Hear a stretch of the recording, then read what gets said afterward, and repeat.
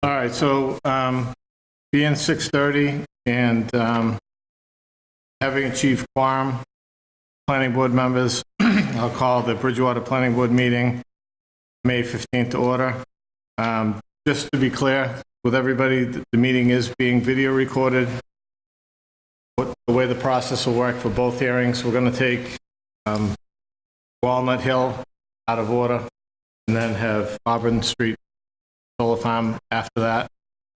The way the process will work is we'll have the applicant make their presentation, the board will ask questions, and we'll certainly open it up to the public. If you do wish to speak, please come to the podium, state your name and address for the record. All hearings are open at a time certain. Let's do it. With that being said, we'll open the public hearing for Walnut Hill, which is Quail Hollow LLC. Joseph Gormley, the definitive subdivision continuation from April 17, 2019. Four-lot subdivision entitled Walnut Hill off Walnut Street. This is map 51.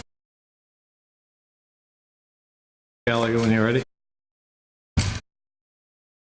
You don't mind going first, do you?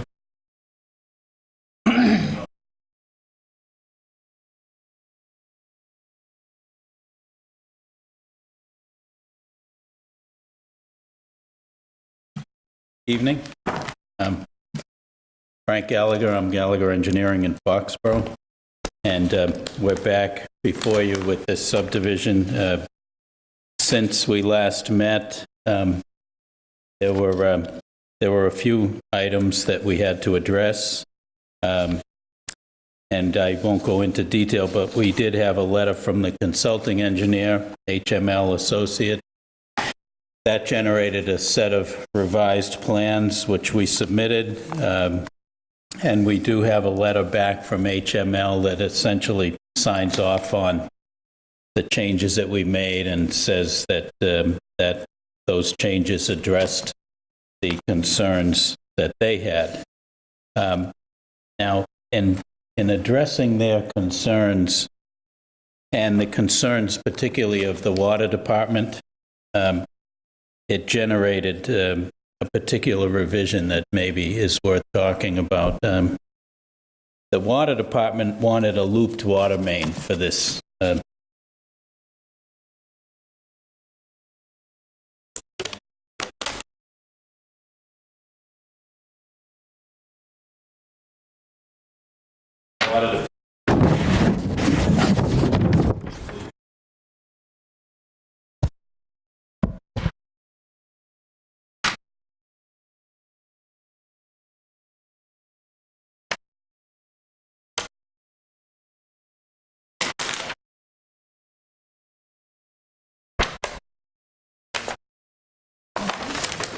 Originally, what we had submitted was just a dead-end water main with a hydrant at the end of the roadway. With the request for a loop, what we did was we actually moved the hydrant more toward the center of the roadway. The reason that we did that was because we're trying to avoid running water main all the way up one side of the road and all the way back. It's really pretty expensive proposition to do that.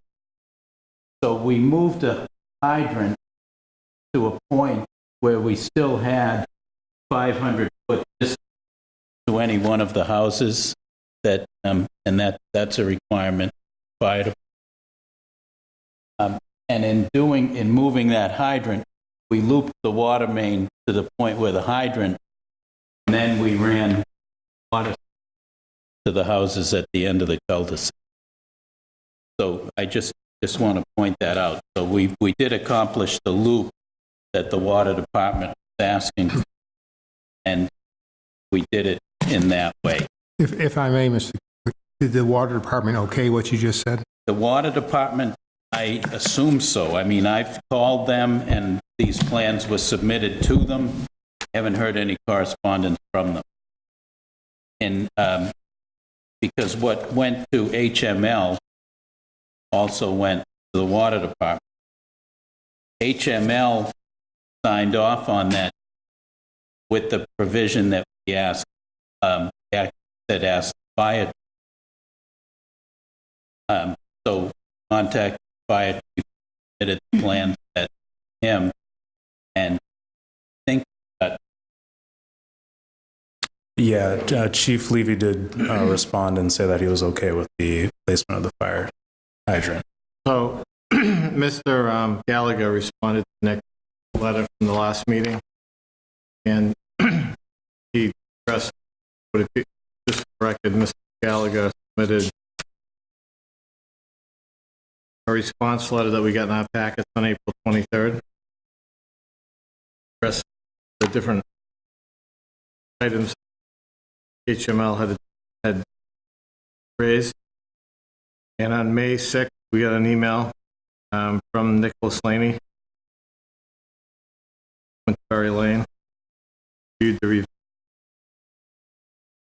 lane, and the revisions shown in the plans, comments,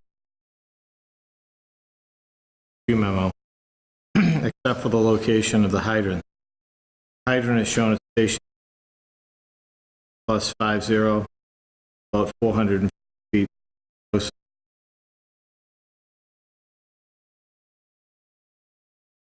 And approval. And then on 10th, email Levy.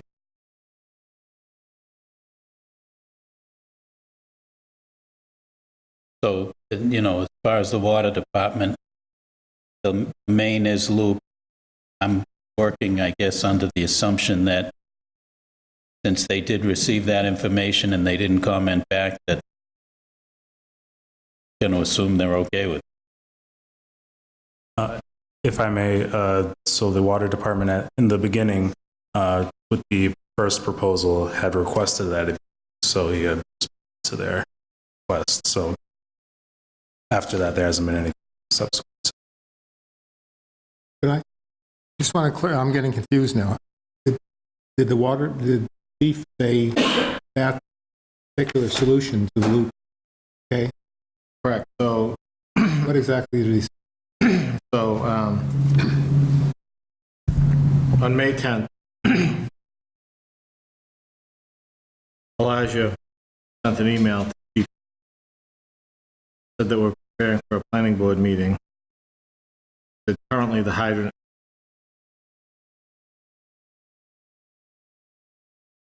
it was originally suggested hydrant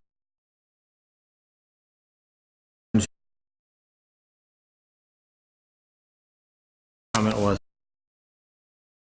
approval.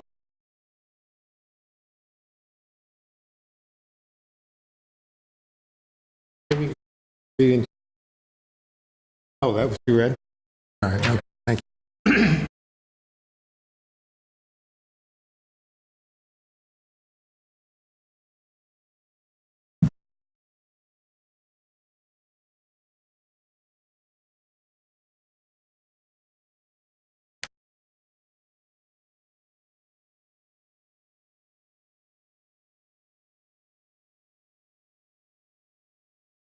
That's Chief Levy's here? on the very Oh, yeah, I'm sorry, I didn't see that. So he's okay with the placement of hydrant 5. I'd have was water department source of drinking water, the individual house. Reason that loop around, so when they flush hydrants, water. I don't really. I'm asking a question apart from through you. I good know the point. answer So to it. I guess how does the water Branches off. But I'm just wondering if there's a reason why the water department, if they want the whole thing looped, I understand it's a money-saving measure, and I understand if it meets their needs, I'm fine with that. I'd like to know if they're okay with it. You know, when what happens, flush hydrants, drinking colors sediment from settling. I'm just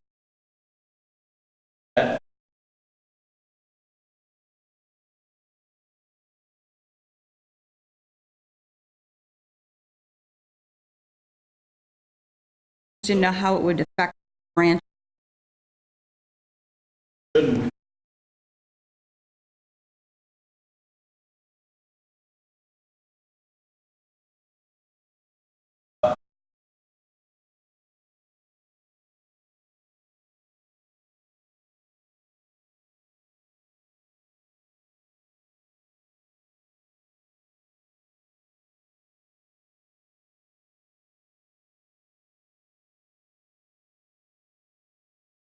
Commons. Mr. Gallagher, you're basically going to extend just a 1.5 block type point in the road. Is that, and I typically know it's picked up, is that common?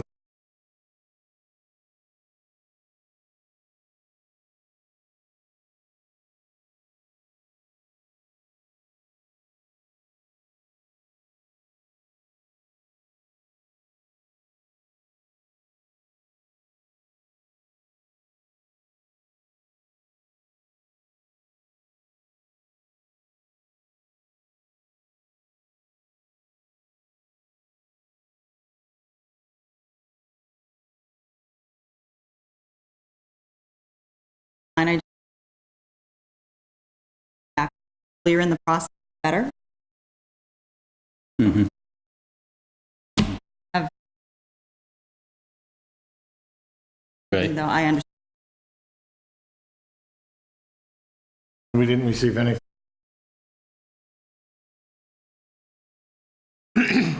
We could make Not that. since the, They commented on the original filing, asked.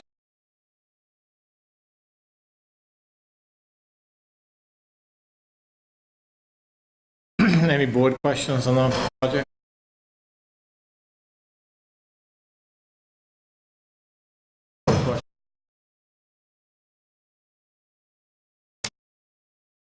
Any public comments on the subdivision off of Walnut? Sorry.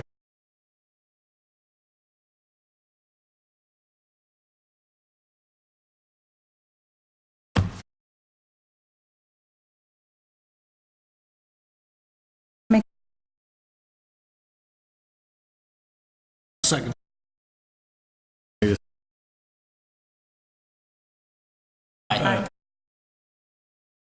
So just to reiterate, there are 2 extra conditions on top of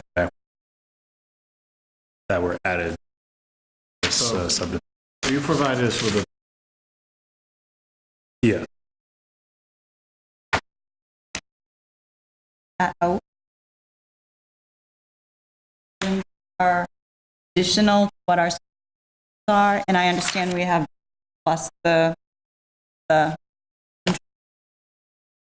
water.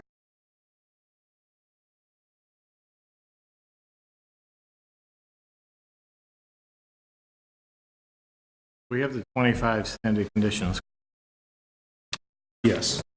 And then I think, we discussed this last meeting. One, I know you sent this one about the landscaping should address. Yes. Water, one that we should add. And then this neighborhood requires a homeowners association. And that Yes. has to be on record prior to lot release. Yes. So with the understanding that the future owners will know that the road is accepted and that. Right. It wouldn't be the, it would be up to the owner of the sub. So how would we word that? That a homeowners association that outlines responsibility? There should be an additional sheet. It says Walnut Hill and like highlighted right Did now. you leave this up here? Yeah, it should be up there on your desk. So I pass. I have it.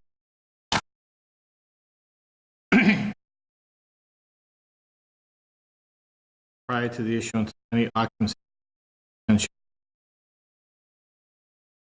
Homeowners Association review and approval. Commission. The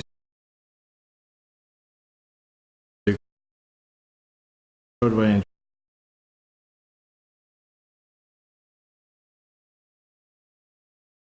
and building.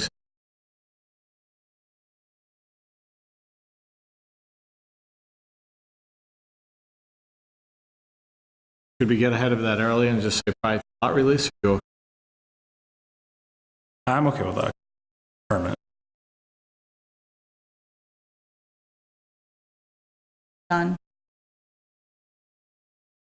Is it easier for us to catch though?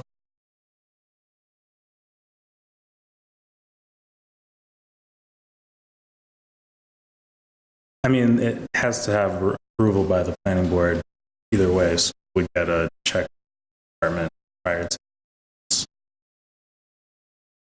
What I'm saying though is we're relying on the building Yes. lot release.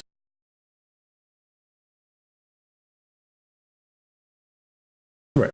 Yeah. So, I mean, we'd have to get a sign off. They send a request to us. We sign it off for building permit as well as occupancy. So nothing's passed through until. You're comfortable with this? Correct. Number 20. And you, we also discussed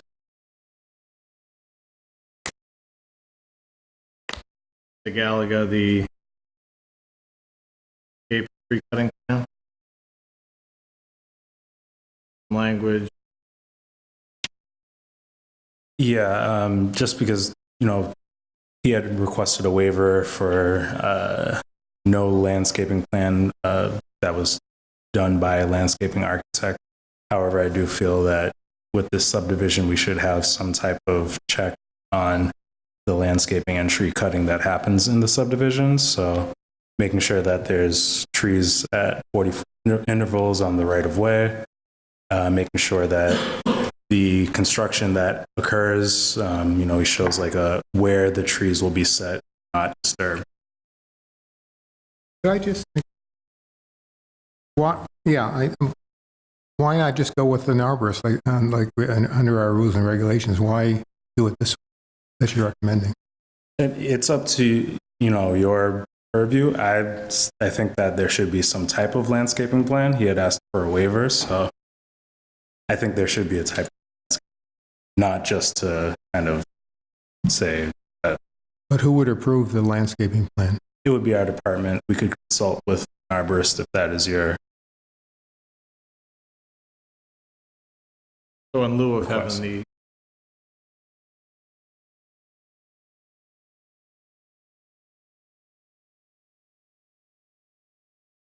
Yes.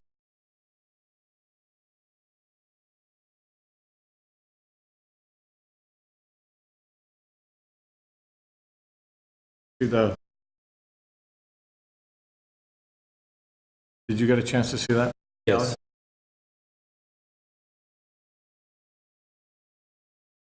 Yes, we can supply anytime you not complicated. Time you'd like.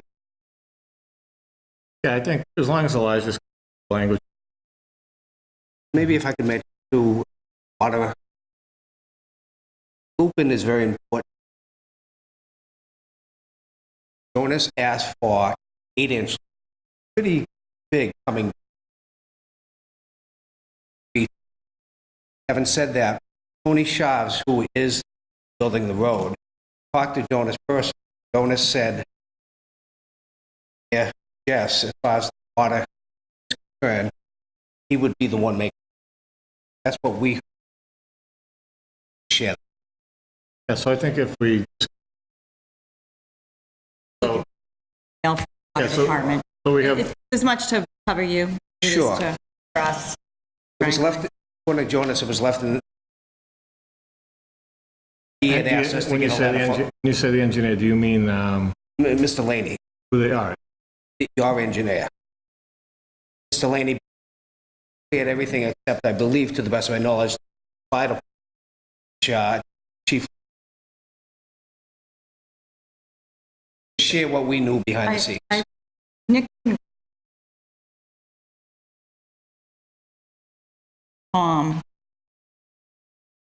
that closed the loop early on Yeah. that. We want to add the homeowners association, the Elijah, water, water. Mhm.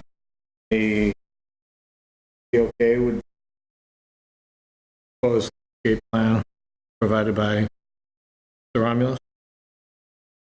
Loosen it, tighten it.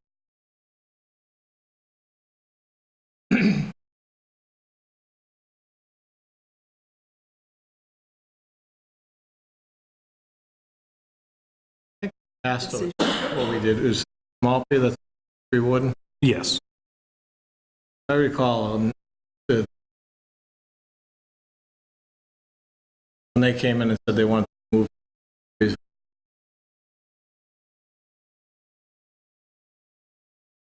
I'm happy. I'm happy.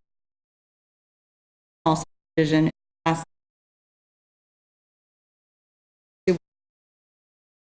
They just We can always leave it up. We can always leave it up to Elijah if there's a dispute.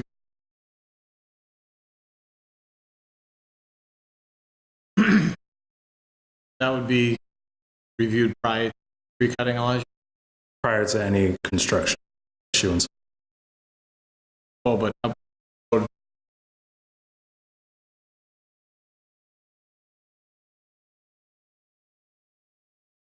You can add prior to road construction.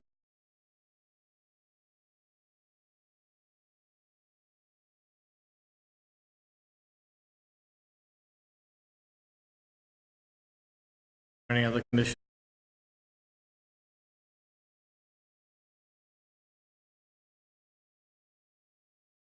I look for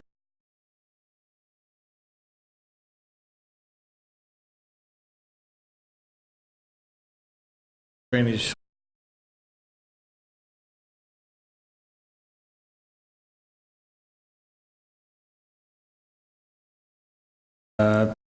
Would have to check the rules in regards to this. But I do defer to the engineers. Do we have any additional conditions?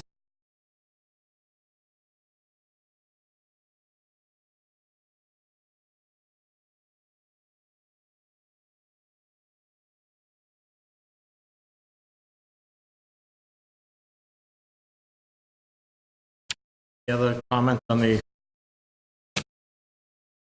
proposed?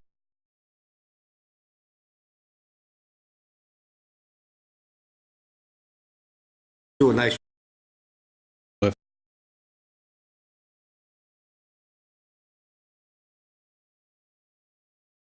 A list I'm good.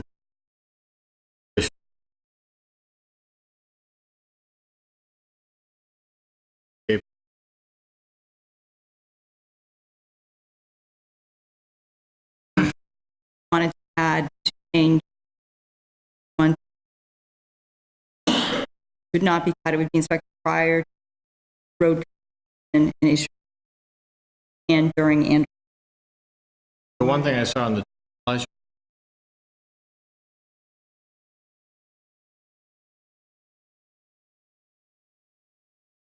Well, that's included in the. Yeah.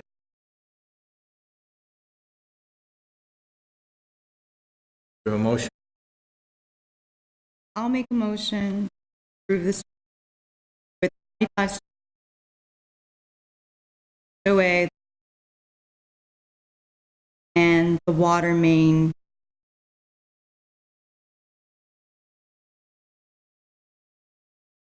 Second. In favor? Aye. Aye. Ladies and gentlemen,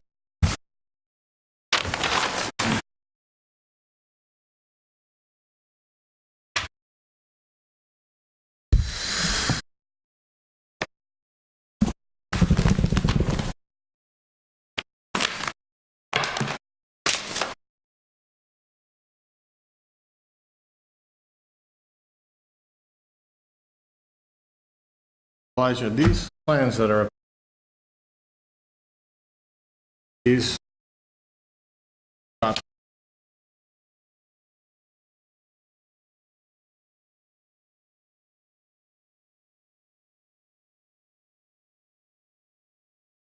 you know,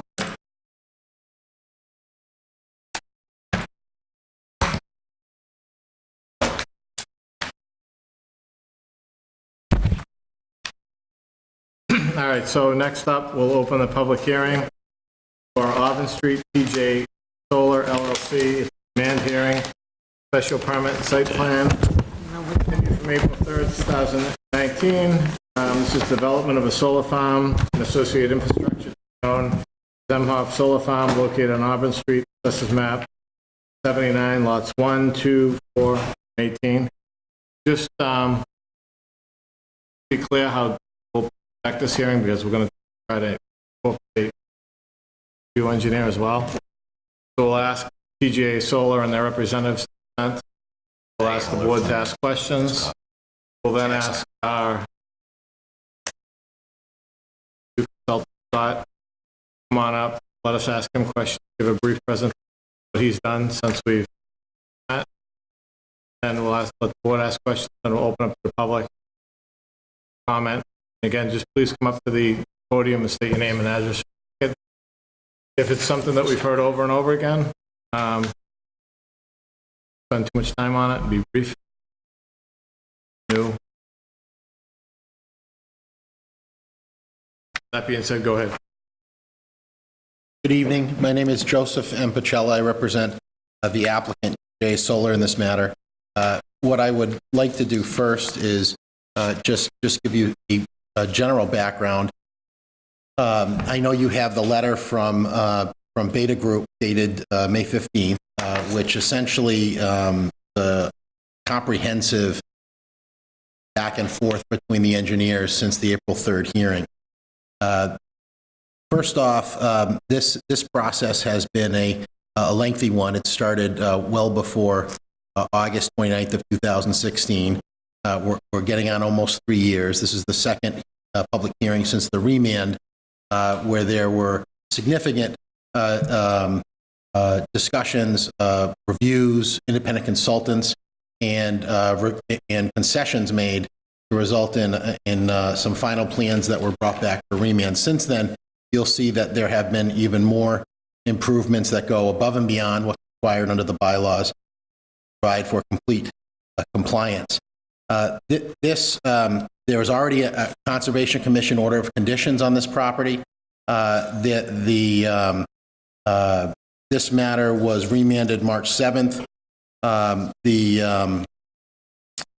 Again, we're dealing with the solar bylaw for Bridgewater, which has been referenced in every document, but ultimately is codified for combined site plan and special permit review.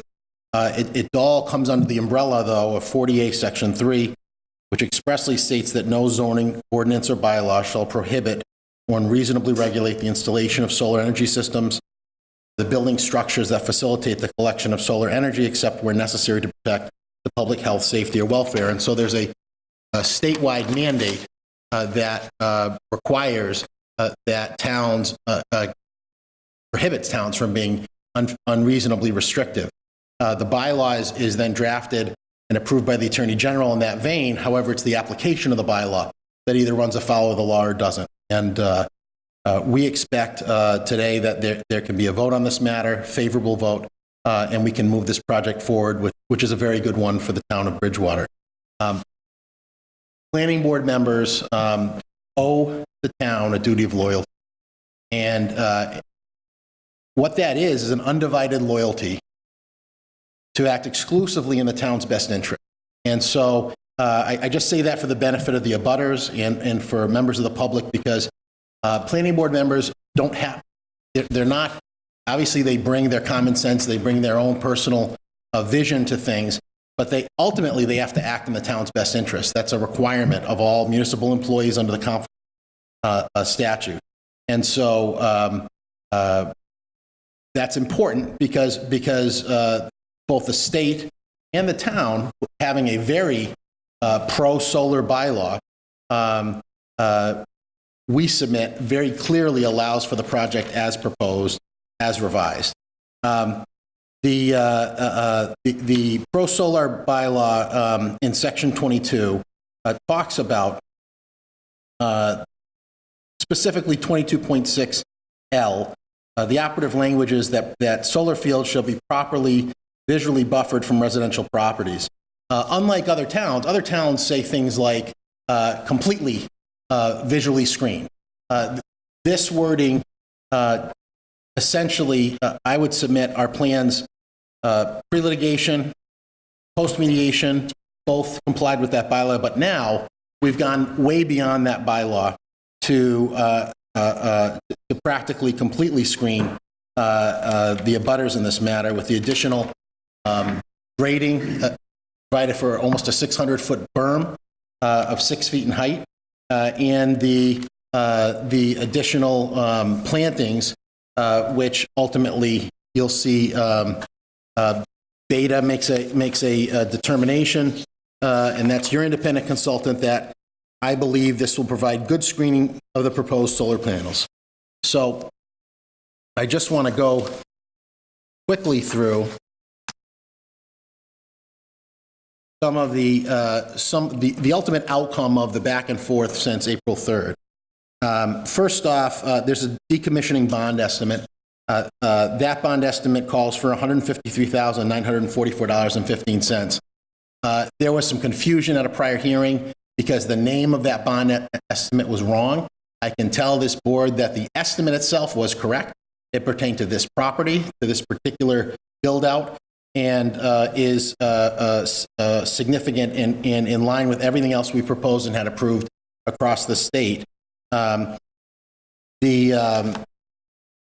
particular decommissioning bond, Beta's not in the habit of reviewing those, and they leave it to the board to decide whether to accept it. I don't think there's any evidence at hearing to show that that's not sufficient, and so we would ask that the board accept that. With respect to the grading plan, it was queried at the last hearing to show in various forms that this property is below the 25% grading requirement in the bylaw. And what I would point to, and that's 22.6, the site plan review standards, subparagraph K, which talks about only minor regrading, and then it says in parentheses, less than 25% of the total site area shall be allowed, and no soil shall be allowed to be removed from the property. And so this bylaw essentially defines less than 25% as minor grading. Through the plans that have been developed to show very specifically all of the grading that will take place, both our engineer and the Beta Group have found that comports with the bylaw, comes out to 23.5%, so it's well below the 25%. The reason it went up from 21%, that small amount, is to accommodate a small area of road that hadn't been included and the 600-foot berm. So that's why that amount goes up, but it's still well below what is described as minor grading under the particular bylaw. This project at one point was some 18 acres, I believe, in the decision to deny it originally. It was 18 acres of fenced area out of 35 acres, which is about 51% being actualized. It's now 3.4 acres of a 45.5 acre parcel, which is 29%. So this board's efforts over now the 9th hearing, the independent consultants' efforts, the public's efforts have all, I submit, made this project better and made sure that this project completely complies with the bylaw requirements. And I submit it surpasses it in all regards. With respect to the regrading, there were calculations provided, but ultimately, and just reading from the beta response, they're saying Atlantic's response notes that 10.7 acres of area will be graded or 23.5% of the lot area. This is still under the 25% allowed by section 22.6K. We were asked to provide a comparison chart with respect to what was shown before and after. You'll see that there was a reduction of about 3.2 acres since the March 5th, 2019 plans. The perimeter fenced area is 13.4 acres now. That is shown on what has been provided. The panels have dropped from 17,100 to 14,240 proposed. On the plan, the panels are purposefully eliminated from the plan for the ease of your review with respect to the percentage of use. But that was provided. We were asked to deal with a cross-section that was provided by an abutter that gave some concerns about screening. We took into account, and I believe you have it, but we have it over here as well. We use the same 10 feet for a floor, 5 feet off the ground. But what our review and Beta's review showed is that ultimately that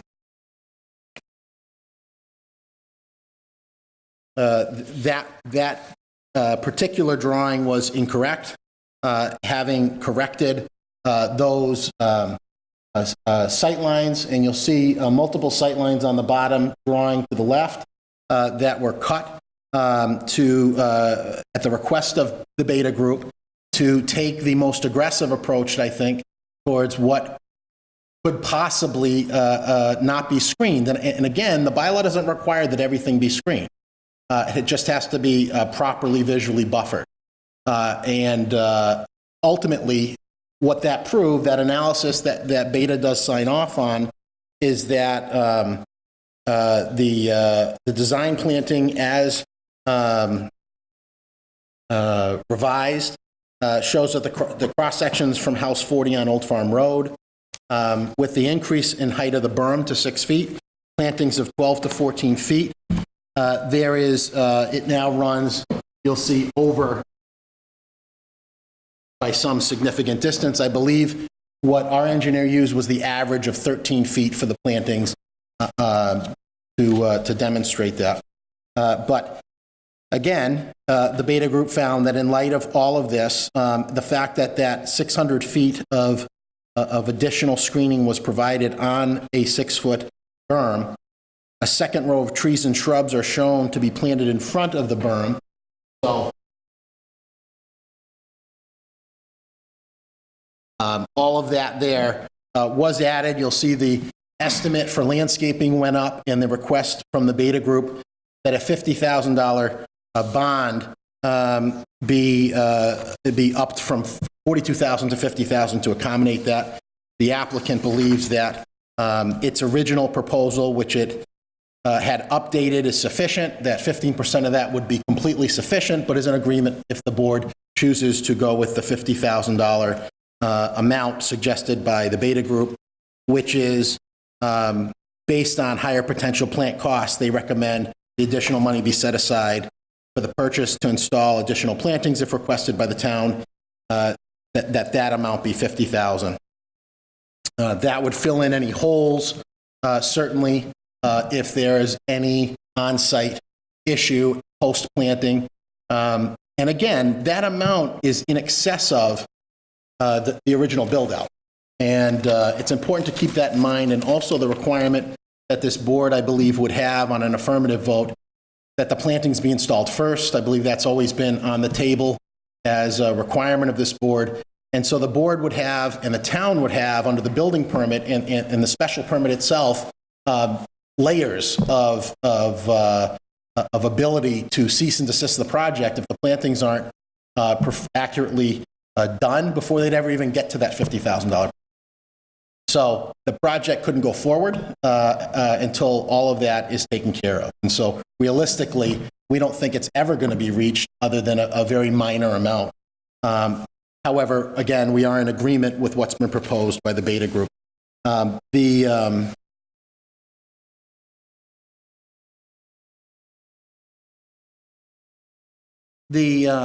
just want to just ask the board to consider its duty to the town, the fact that this is a project that requires little to no services, that it is, we have a pro-solar bylaw that allows for grading, it allows for visual buffering of the screening, it allows for all of what's proposed here.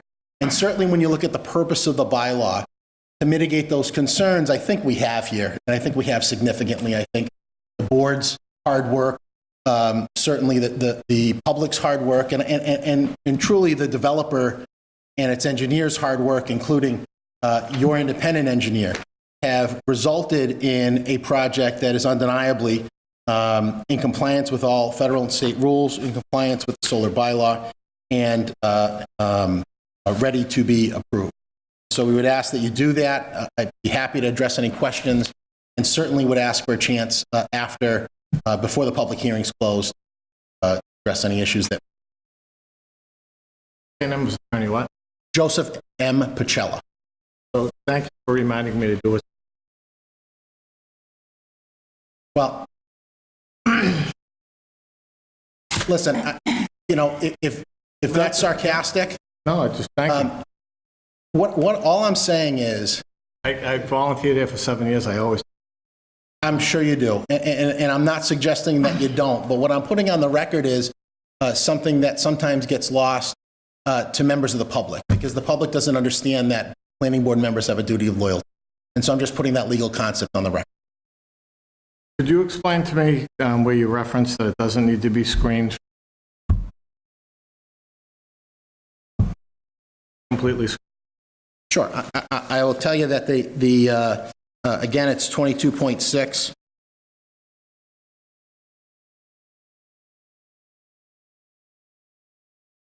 L, properly visually buffered is the language. And that's, and all I'm saying is that the board is obviously has some discretion in interpreting that, but that is different than a language that would be stronger that would say completely screened. Just look at the screen from the view of person, not.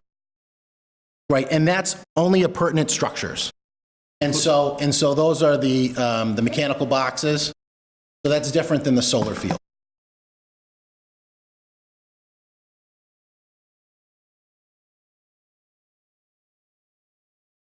Well, go ahead, go ahead. I have questions. Go ahead.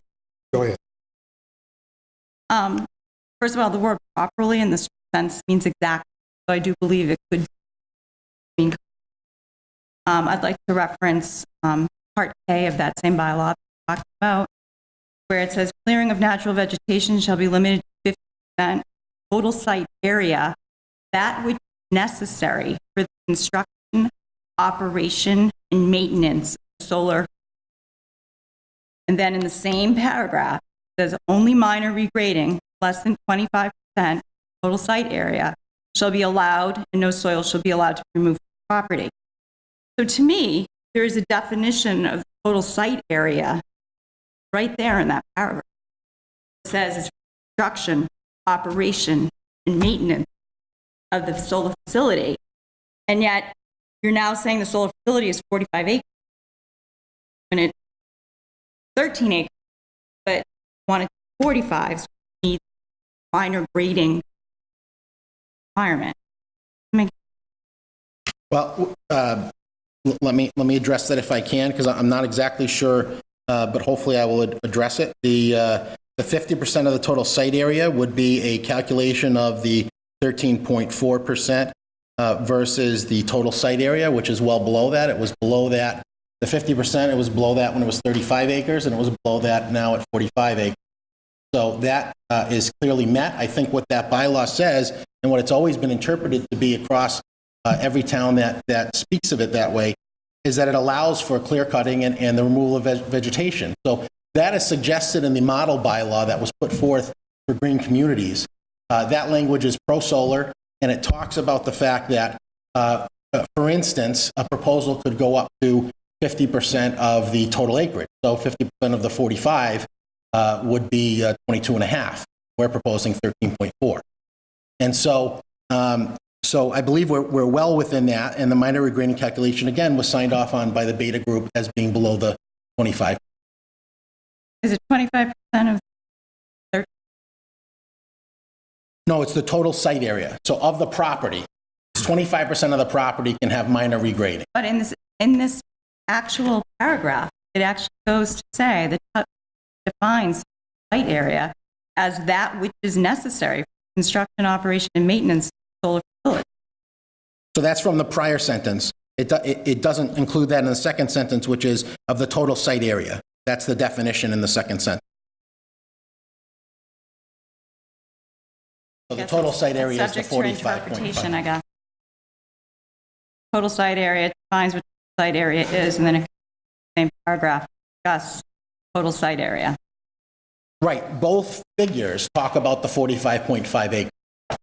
They both reference the total site area, which is the 45.5 acres. There's no difference between the two lines. You need 45 acres for operation construction. No, what it's restricting is that we can't go over 50% of that 45.5 acres for disturbed area. And since we're at 13.4, it's well below that, less than a third. So Lisa, what you're referring to is this, that which is necessary for construction, operation, and maintenance. Yes. To me, this total site That is may be a 13.8. question. Maybe. What percentage of that 13? Because I agree that 13.5 is the site area is here necessary.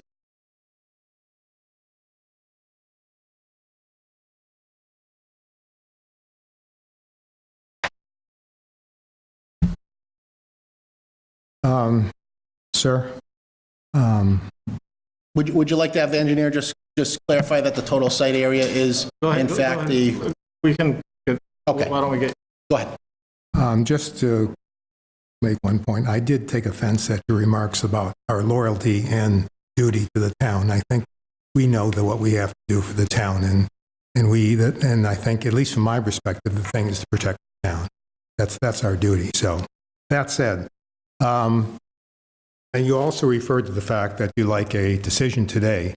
I'm not ready for a decision today, and I don't think anybody is, simply because some of these plans came in late. They were supposed to come in by last Wednesday. Therefore, we still haven't gone through them yet to really make a determination as to whether they're acceptable or not. From where I'm coming from is this. This is probably the longest plan that we discussed that I can think of, and I was on the board back in the 80s. What we have in front of us now, at least from prior to tonight, is much better than what was presented to us back 2.5 years ago, or whatever. And that came about because, I think, because people in the area came up and made points that we never thought of before. And so over time, things changed. To me, what the main issue, there are a number of them, is simply the screening. And that has been an issue throughout the process. And even after mediation, after going through and coming up with a new plan, there's been another change since over the last week of increasing the berm to 6 feet and putting 10-foot trees on it. My concern is, first of all, will that work? And I know you've done studies that have done, and by the way, another reason why I would not vote today, I proposed after the last meeting that we do a site walk, just a visual site walk, and I was told that that cannot be done unless it's proposed at the public hearing. So I'm not ready to vote until I do a site walk, in particular from the gentleman whose calculations were disputed. who from his back porch, from his deck, excuse me. I like to stand there and look myself. I realize it's not scientific, but I just would feel better doing that. But the visual part keeps coming back as the issue. And from my perspective, and I think we've talked about throughout this process, fully screened from the residents in the area, not partially, fully. And that still bothers me. We may end up with a plan. I'm concerned about a number of things. For instance, the new plan shows a 6-foot berm with 10-foot trees. Based on the drawing that I looked at, well, I thought about that. Is the 6-foot berm being very high? And I asked an arborist, some gentleman that knows it, and he argued that it's fine, that 6-foot berms are commonly used. But he did say that the tree should have a 12-foot top, the base should be 12 feet for the tree to fully develop. And based on your drawings, they do not. They simply sit on top of the berm. Now, I don't know who's right. I'm just saying that is a potential issue right now as to whether does the tree. My experience with evergreens, and I've had cut a lot down, is that their roots spread out. And I'm not sure how it would work with if it's simply sitting on a pyramid. So that needs to be resolved in my mind. And you may be right. I'm just saying that is an issue. The other thing is, and I realize it may not be entirely part of the approval process, but I'm also concerned about what happens after the approval. Now, I know we're talking about bonds and so forth, but what happens if, let's say, after all this is done, plantings are done, and they don't screen it? Let's say you're a foot short. What's going to happen? I mean, what do you do? Do you take the trees out, put bigger trees in? Do you put, I don't know, cover up? I don't know. I'm just saying, what happens if all the plans that we have gone through don't work and it's not visually screened? Or what happens if there's glare? I looked at the glare report, the noise report, and everything seems supposedly fine. But what happens if it, my fear is this. When things get into a motion in terms of a project gets going, it's very hard to take it back. I mean, I think of the whole thing with I don't know what they call it now, the Wynn Casino, when they were talking over months about whether to continue the license. Did anybody ever think that the city of Boston would not give the license to that casino, even though there were issues? Everything was going forward. And I'm concerned that if we don't put all the dots on the i's, everything in place to make sure this is done, in particular the screening, that we may have a problem. So, a lengthy point. I'm simply saying I need more time to look at this in order to make a vote. So I will not vote tonight on this. All right, I'd like to address those points if I can recall them all. Sure. First off, the planting is not 10 feet, it's 12 to 14. The plantings on top of the 6 foot. I'm sorry, yeah, okay, 12 to 14, yeah, that's fine. So with respect to a need for delay, we would ask that the court vote tonight. I'm sorry, that the board vote tonight. I think it's very important that the board look at the fact that they do have the engineer from Beta here for any responses. This project's been going for 3 years. I don't know if the board's ever requested a site visit. I don't believe it has before it issued the denial. I don't believe it did part of the remand. We did a site.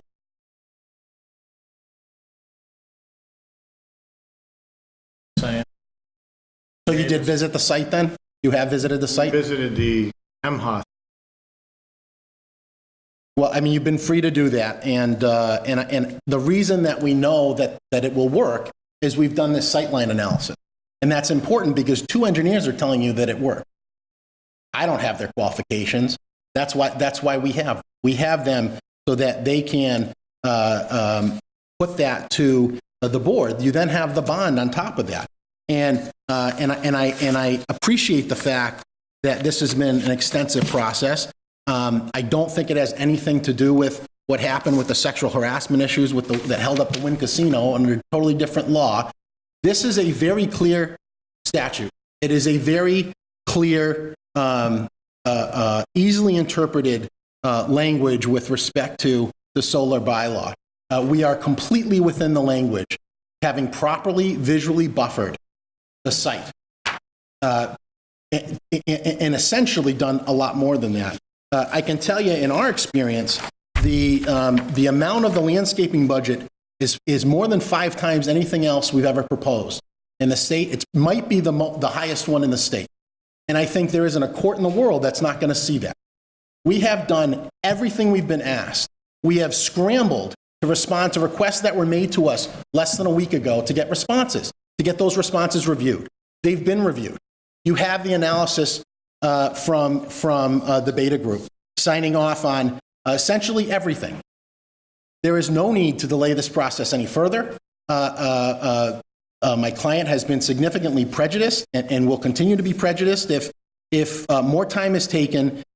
These are, if you just take them one by one, again, trying to get over the hurdle and needing more time between last meeting and this meeting. The first one is the decommissioning bond. It's the same thing you saw before. The name's been changed because that was a typographical error. I can't imagine that's going to hold this board up. The second issue, providing a grading plan for the site.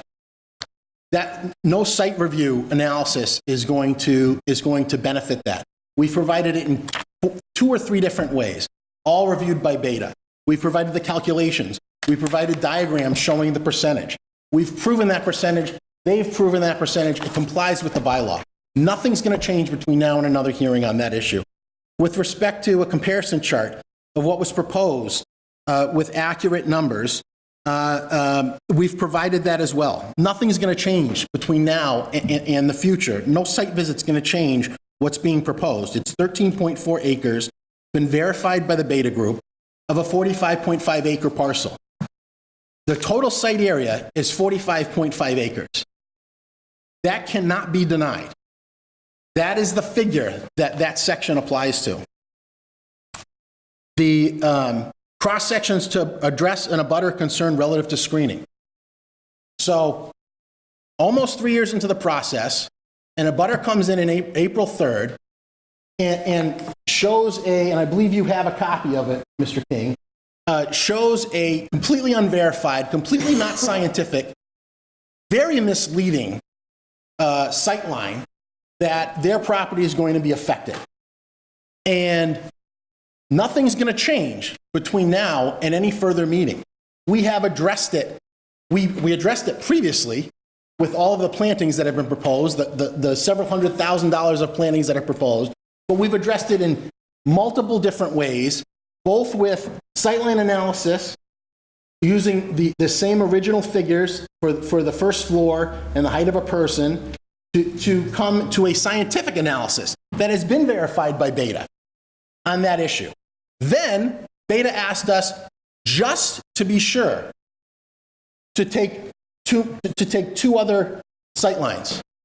We were asked that a week ago. We provided it. It's been reviewed. Nothing is going to change between now and another meeting on that issue.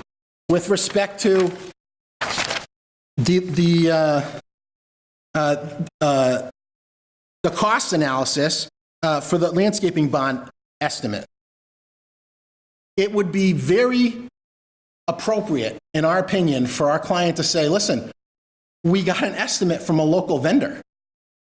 We've since provided another 600-foot area of screening, and we had them updated. We've provided that. That's not going to change with additional time. And that came to, I think, $198,000, $192.91.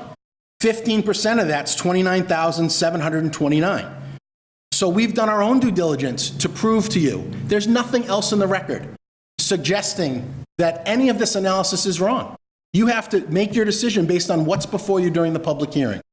And there is nothing in 3 years to prove that analysis is wrong.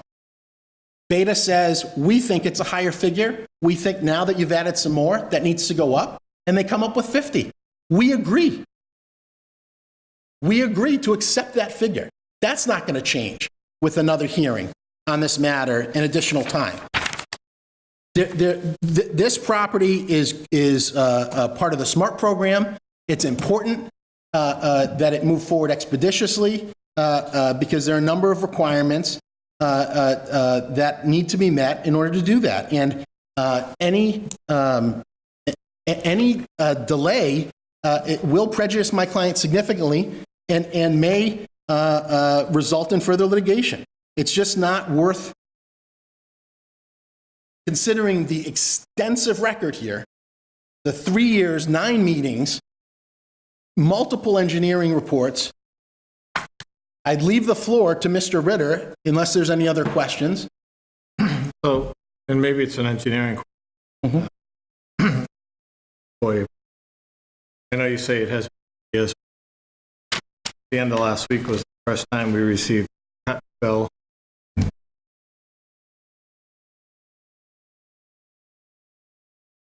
And that was in response to them first being requested April 3rd.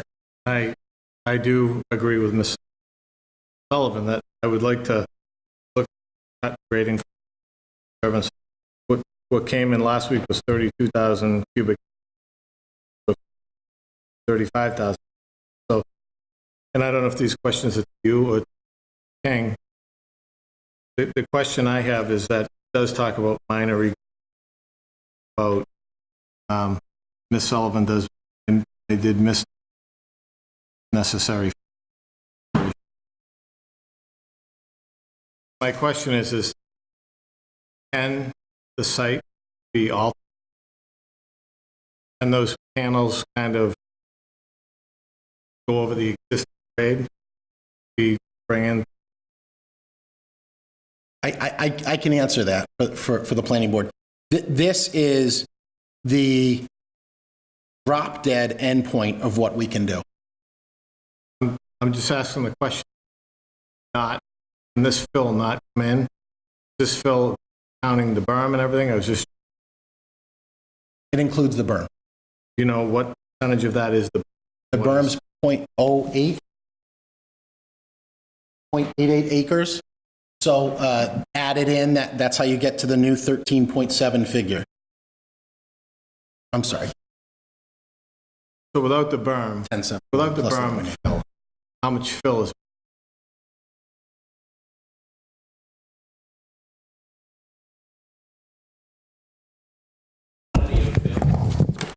Frank, even though we know who you are, you have to identify yourself, please. Thank you. Frank Gallagher. So the cut and fill calculation that you're looking at, 30,000 cubic.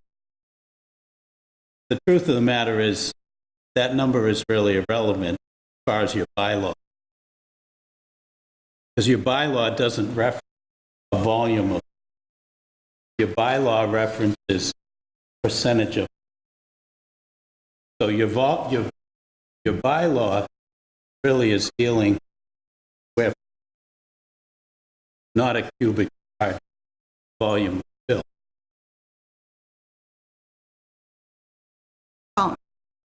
We've done do over realistically since the last meeting, the site has gone from 35 acres to 45 acres since the last meeting. You didn't ask. So that's what it's, you're putting blame, in my opinion. Your people are unprepared. They couldn't tell us the size of the site. How many, there were things they could not answer at the meeting. I think that the abutters raised a good question about the disturbance of the grade, something that Beta didn't even pick up. But it is in the bylaw, so it is a fair concern. I agree it is. It is a fair concern. The grade, and that changed. So there were a lot of questions. So I apologize that I feel like it's been a tenuous process and that we do agree that the state and the town wants solar field, approve them in residential homes, but they require a special permit. Every site is different. some sites, honestly, look at the amount of fill, the amount of grading, and the amount of landscape that is required just. Does that not say it might not be an optimal site? Well, what I'd say is it says that your bylaw says it is, because your bylaw says that you can only have minor regrading less than 25% of the site. That language that you keep referencing has to do with the sentence before, that the vegetation removal. So I just agree. No, I It's in the understand, same but- paragraph, and it defines what the total site is. Okay. So we can agree to disagree on that. well, I'm just telling you, as an attorney representing the applicant, that's our position, is that it clearly allows for minor regrading up to 25% of the parcel. We're within that limit completely. And that grading doesn't have anything to do with which is necessary for the construction, operation, and maintenance of the solar photovoltaic facility. That has to do with the removal of vegetation, which is in the prior paragraph. That's why they chose to say total site area, and they didn't include that other language. So this bylaw tells us it's an optimal site because it can be properly visually screened, and it can be at whatever cost, and it can be there's less than 25% of regrading. If the board has an issue with the way the bylaw is written, they're charged with changing that over time. But we're governed by what exists at the time. And what exists at the time is a bylaw that clearly says that this is a good project in compliance with the bylaws of Bridgewater.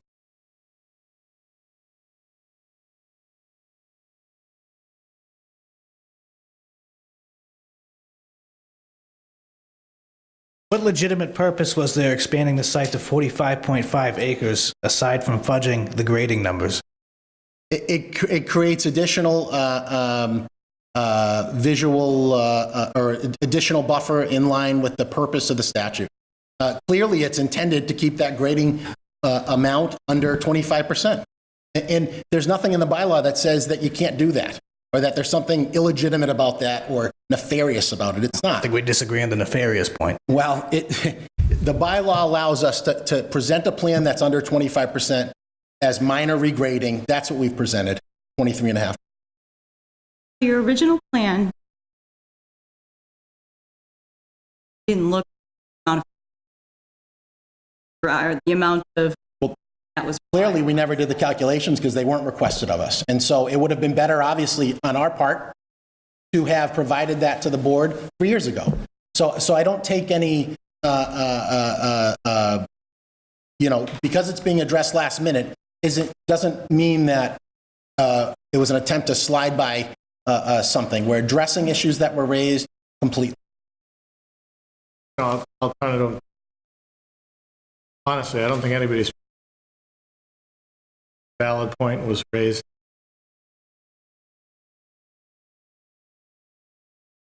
I don't think meeting valid. I'm not saying that. I'm not saying that at all. It was raised, whether it's at the last minute or not. We need to prove that to Whether you. we missed it or whether you missed Correct. it. Whether we missed Correct. it or you missed it. But I'm just taking issue with, it's not something that we knew about and didn't address on purpose. Well, all I'm saying is whether you missed it or whether we missed it. We need to address it. Get Absolutely. hearing. I think Alvin's point. All right.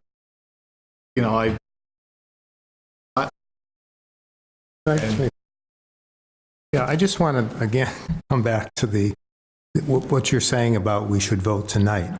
I mean, I think, as I said before, that what we have in front of us now is much better than what was presented to us almost 3 years ago. Now, I'm sure you're not saying we should have proved that simply because it fit the site and so forth. In other words, over time, we've come up with a better plan. And that's all we're trying to do right now, trying to make sure that things that may be issues we can resolve. We have some of this stuff is new to us. And you're saying, boom, we should vote right now and settle it because you know it's right. Well, we haven't, with some of this is brand new to us. You didn't get these plans in on time. Well, It should have come in last Wednesday. and requests were made in the last week, and so we responded to those. Okay, so it means another meeting. Yeah, and my point is that I'm not saying just boom, vote on this. What I'm saying is that where we've had such an extensive process with litigation, mediation, which members of the planning board were at, I believe you were one of them, There were multiple consultants in the mediation process, landscape professionals. A plan was reached, lesser than this one, and it was agreed to bring it back for remand. We've updated it and increased it since then. So it's hard for us to imagine why there'd be a problem with it. And that's why we're asking you to vote tonight. Thank you. And I ask for a chance to just comment at the end.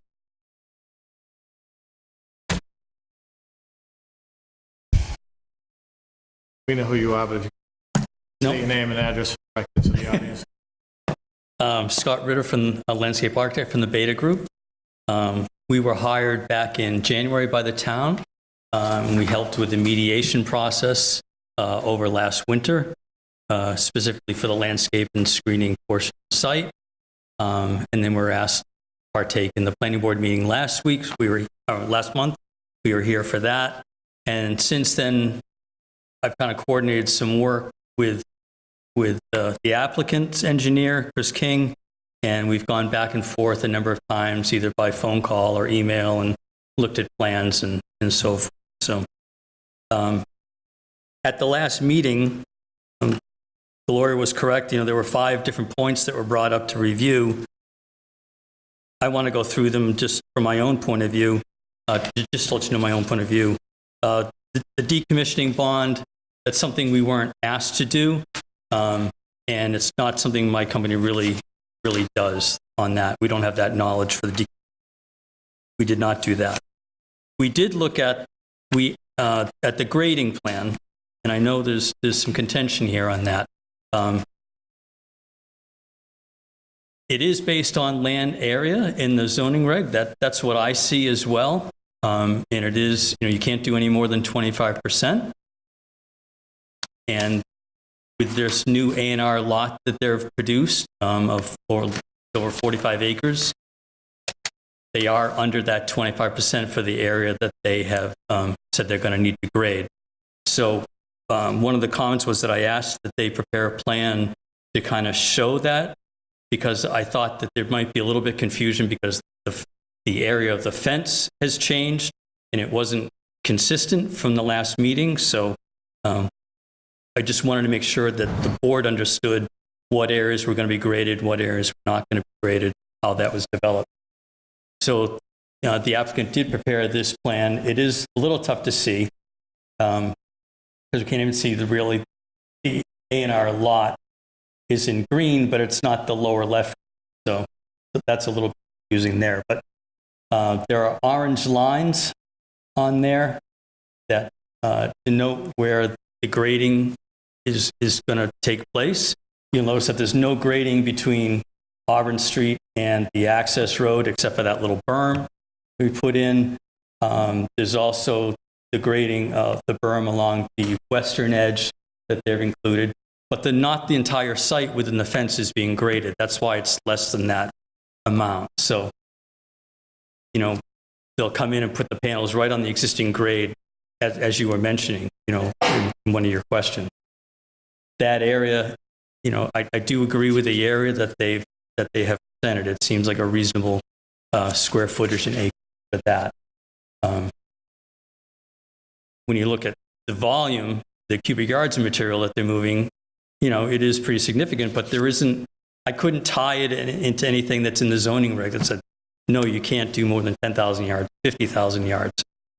So we had them do the cut and fill, so we know that it's around 37,000 or just under 37,000 cubic yards. But again, there isn't anything to quite, I couldn't find anything that I could say no to that.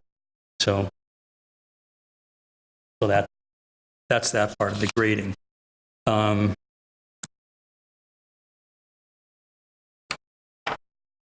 So they've included the grading for the basins and filling in the cranberry bog and doing the berms and a little bit around the axis.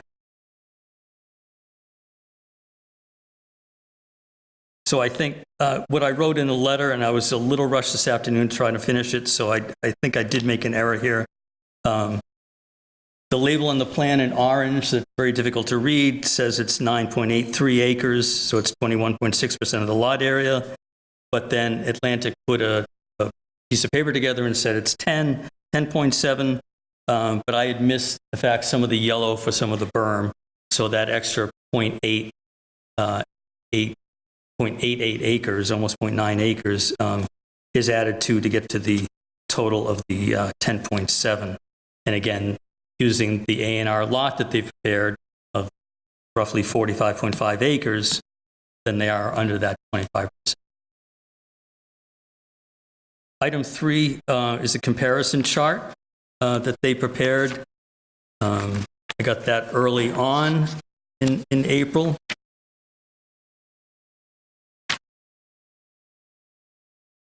Where they talked about the previously developed area of the solar farm, meaning inside the fence, was at one point 16.6 acres. Now it's 13.4. So they've had a reduction of a little over 3 acres. When I scaled off the drawing, I put the plans into AutoCAD and did an area of that, and it hit within a tenth. So it's just some math error. So I think that number is correct as well. I did not count the solar panels. So I took a proportion of what they had when it was larger versus what it is now, and those numbers seem reasonable from a math proportion point of view. Again, I didn't sit there and count each one. That seemed a little too much to do.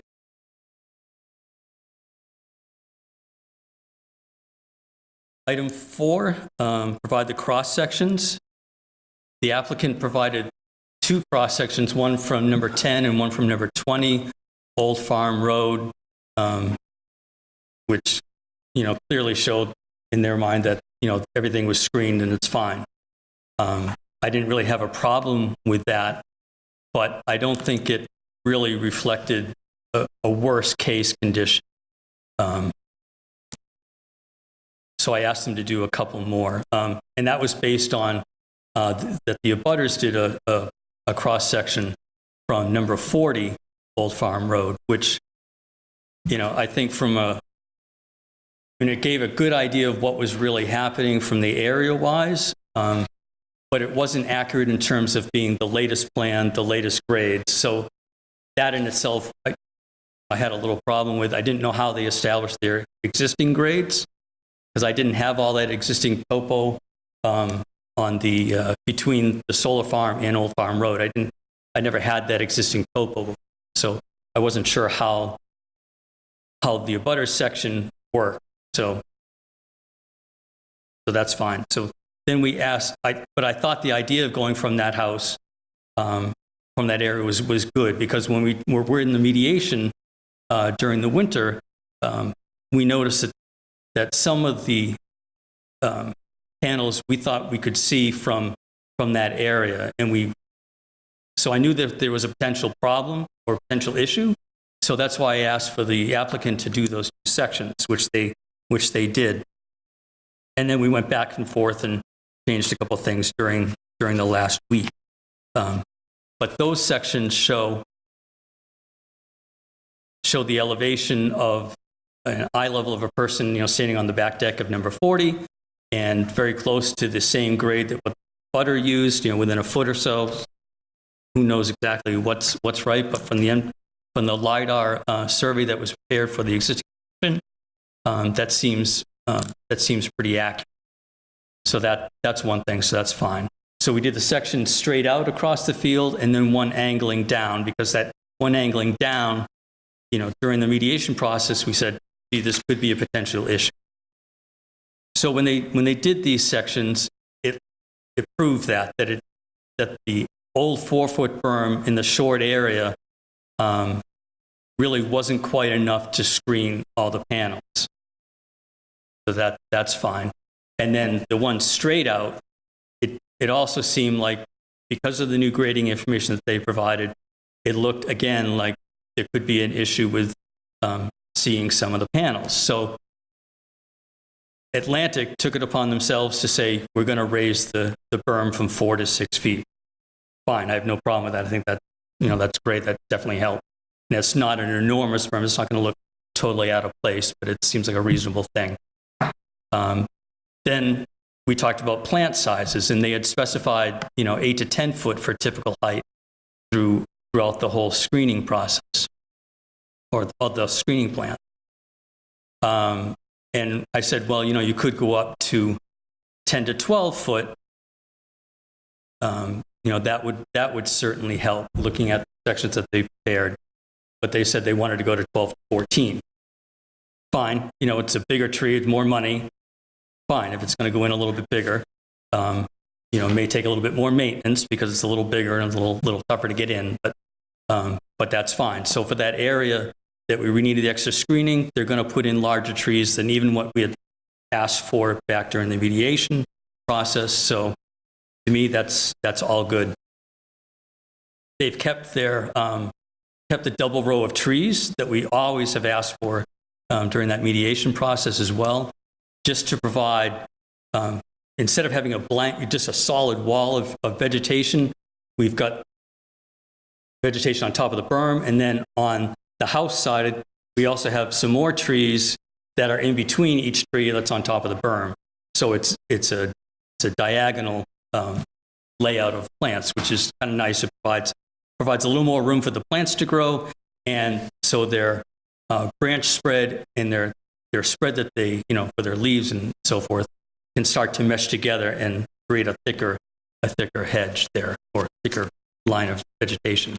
They're also putting in a lot of native shrubs along that base as well, just to provide some habitat and make look a lot more natural, just so it's, again, not this solid wall of just, green arborvitae. In my opinion, if taking the information that we have, I got the extra existing conditions information, looked at the sections that they prepared, it seems to me like this is going to do a good job screening. Now, I can't say that from day one it's going to screen everything.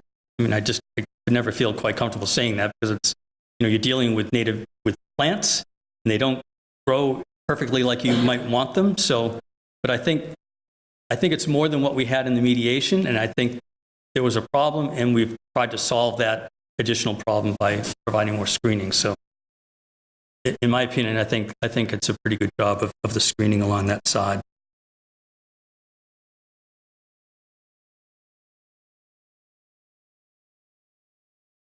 And finally, number 5, the bond estimate. Typically I think of a landscape bond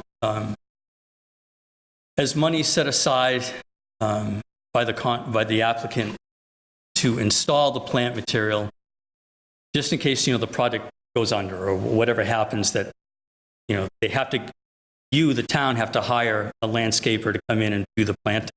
So that's why I did the new estimate. Originally, I thought it was around $280,000. Now, with the change in plant material, they've added 20 shrubs. They've added 20 trees. They've increased the size of some of the trees. So I think the cost estimate that I prepared would be more around $332,000. Now, it seems like a lot, but what we normally do is we take the wholesale price, we multiply it by a factor to get an installed price. So if you as the town have to rebid the project to get a landscaper out there, that's more in line what that would. So that's that $300,000. Now, I think it's up to you whether you want to have that as your whole landscape pond or not. But what I also said was, maybe the board wants to have some additional money from the app, because one of your conditions will be that the landscape will be installed first, that, maybe there should be some extra money put in case we need a couple more trees, or they need some more shrubs, or they need something to do some more screening. There's some money in there to do that, to buy the material and have someone come and put that in. And I picked 15% of the budget that I think it's going to take. So that comes closer to $50,000. So that's what the lawyer was referring to. That's kind of an extra thing. So just in case we need it based on what we think the screen as a whole, some other area is just unknown at this point. So those are my quick comments, and would be very happy to try to answer any questions that you may have. 2 questions, Scott. One, I mentioned during the earlier discussion about what I was told, that if you have a 12-foot tree on a berm, that you really need a wide space for that tree. In other words, the suggestion was 12 feet, not sitting on a cone, 12 feet flat. How do you? Well, I believe the section shows a 4-foot top, I don't know what it's. I believe. And, so a root ball for a 10 to 12-foot tree, maybe 3-foot in diameter. So maybe that might be something I missed. And maybe it should be 6 feet or so. I don't think it has to be 12. I don't think there's any reason for that. But 4 may not be quite big enough based on the increased size. If it was the 10 to 12, it'd be a smaller root ball that they'd come in with. So I think that would have worked. So 6, you're saying 6 to 8? I would say maybe 6 as a minimum. If they want to do more, that's fine. That's just more material and more time. But It's going to be more material, right? Yeah. But I think just listening and thinking about it while I was sitting here, that maybe a 6-foot top might be a little better. That's not going to increase it much, but at least it gets more soil around the root ball, and I think that would. And that would be sufficient for the roots to spread out on a pine? Yep. Yeah, because most of the roots are in the top, 18 to 24 inches, most of the big structural roots. Don't they spread out considerably, especially? Oh, yeah. No, they'll do fine. They'll do laterally along the top of that berm quite easily, and they'll start to go down as well, down the slope. Mm-hmm. So, they won't go down like 10 feet, but they'll stay within that 18 to 24 inch range, but they'll reach down the slope as well. So there's plenty of soil. Second question, you made a reference, which I didn't think you would, that you're saying that these trees may not be, when they're first planted, they may not totally screen, they'd have to grow to totally screen the field? I thought I can't be 100% sure because the trees are going in before anything else has happened, right? And we're dealing with a living tree. It may not have a perfect form. We want native trees, so they're not going to be all pruned and really tight. So that's why I'm not trying to hedge my bet, but it's I understand. It's we're not putting up a green monster wall in the back. We're dealing with living things and placement and on top of berms. So maybe it was my mistake. I assumed all along that we were talking about trees that would totally screen as of the first planting. But you're saying that may not be the case.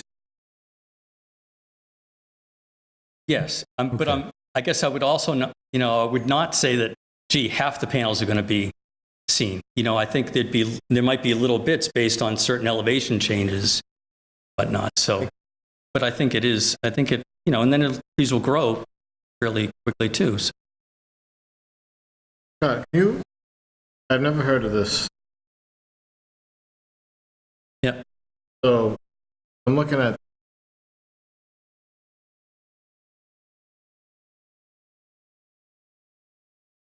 the way it's described, laser is used from the off-field. I don't know. I'm not enough of an expert on how that was done, so maybe the applicant's engineer can talk. Well, I guess that as I was reading this afternoon, I didn't have time to do it. Every lot has.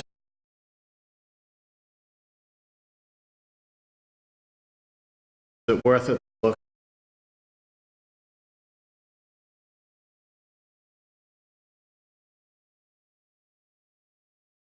I guess explain to me what LiDAR is, how accurate is it?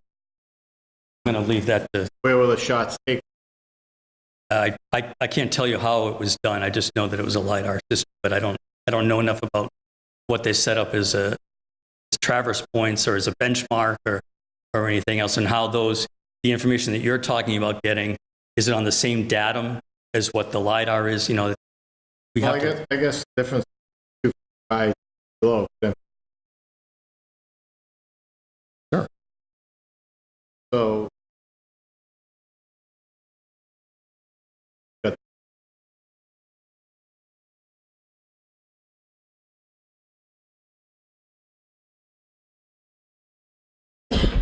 Good evening. My name is Christopher King with Atlantic Design Engineers.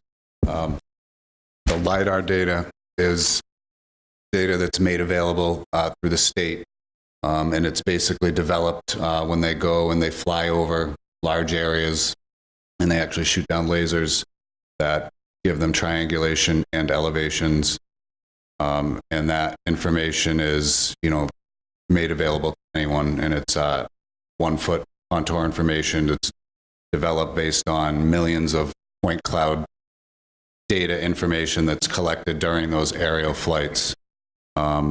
It's a project like this. Again, we weren't involved in the original design of the project, but a project this size, and we've done, multiple, over 10 throughout the state. LiDAR, we typically will implement LiDAR, and then we'll go around and actually verify the elevations through conventional methods, and the LiDAR, particularly in wide open areas where there's no interference, is extremely accurate. So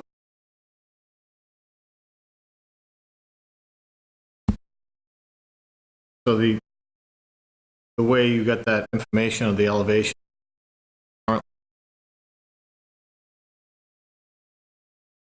Correct. It's data. It's basically survey data that's made available to anyone that can utilize it. And like I said, I don't, I can't speak exactly to the precise methods or accuracy, but I do know that it is used by just about every surveying company these days.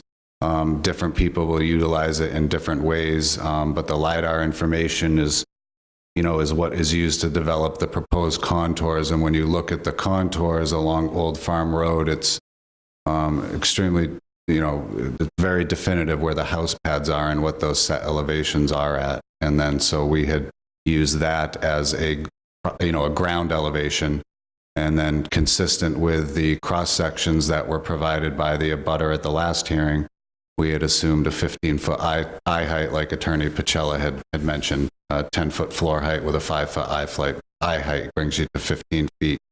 And all of those buildings are walkouts.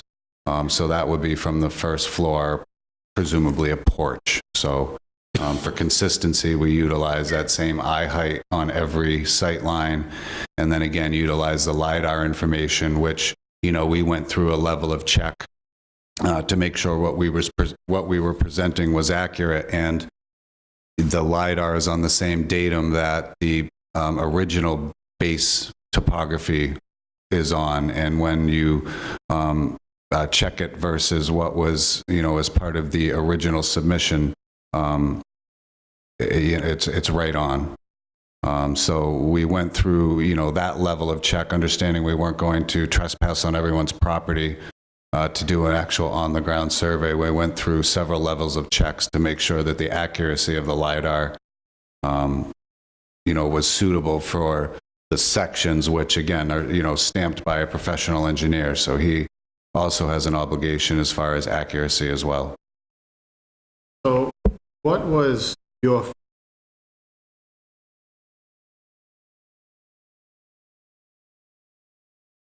resident in terms of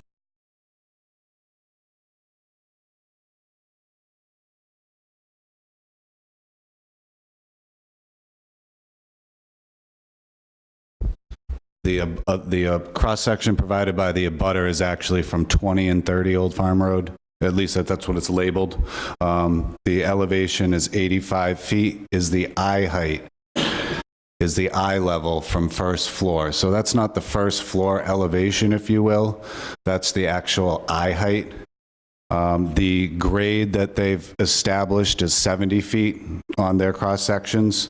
The average grade at the abutter property, and it looks like that's on the same plane as basically the grade behind the house at the level of the walkout.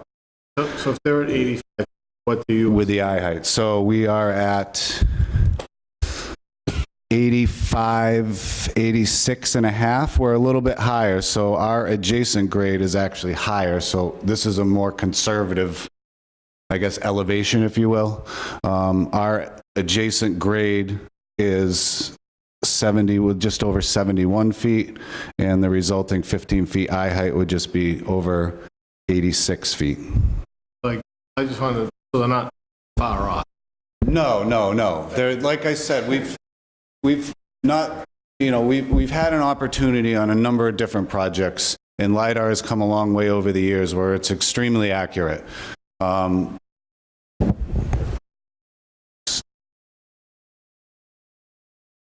And just to compare apples to apples, the LiDAR indicates, the elevations at house 20 and 30 are actually a little bit even higher than that, based on our cross sections.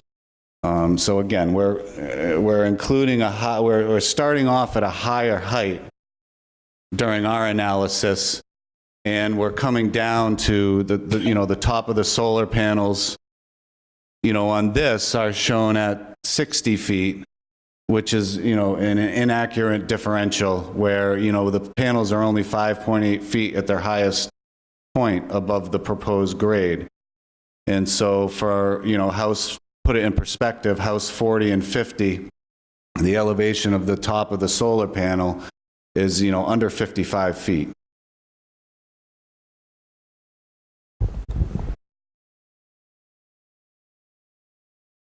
So the residence image was, if not entirely accurate, more or less correct in what they would have seen under the previous plan? I'm sorry, one more time? The residence mock-up was, if not entirely accurate, more or less correct as to what they would have seen under the previous plan? No, it's inaccurate. I think Beta's letter also speaks to that. The cross sections, they may have some accurate elevations here, but there's no vertical scale. The horizontal distance from the house to the berm and then the berm to the panels is inaccurate. And on top of that, the berm that's shown, again, with no vertical exaggeration, it's extremely hard to tell, but the berm is actually set below what they're depicting as the existing grade. So if I could just rephrase, there's a reason that the berm went from 4 to 6 feet. yes. So that leads me to believe that there was something to what they were saying before. There, again, based on Beta's review, so we submitted the supplemental information as requested, on time with the time deadlines. Beta had a chance to review that.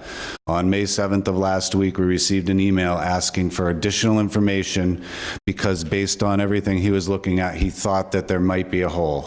And so he had asked for us to produce additional cross-sections to analyze that. We did. We realized there was a hole, and that's where we implemented a 6-foot-high berm with the western arborvitaes planted on top with the staggered evergreens and shrubs to break up the visual, wall of green, if you will. And so that came, really after the supplemental information was submitted and after Beta had taken a look at it.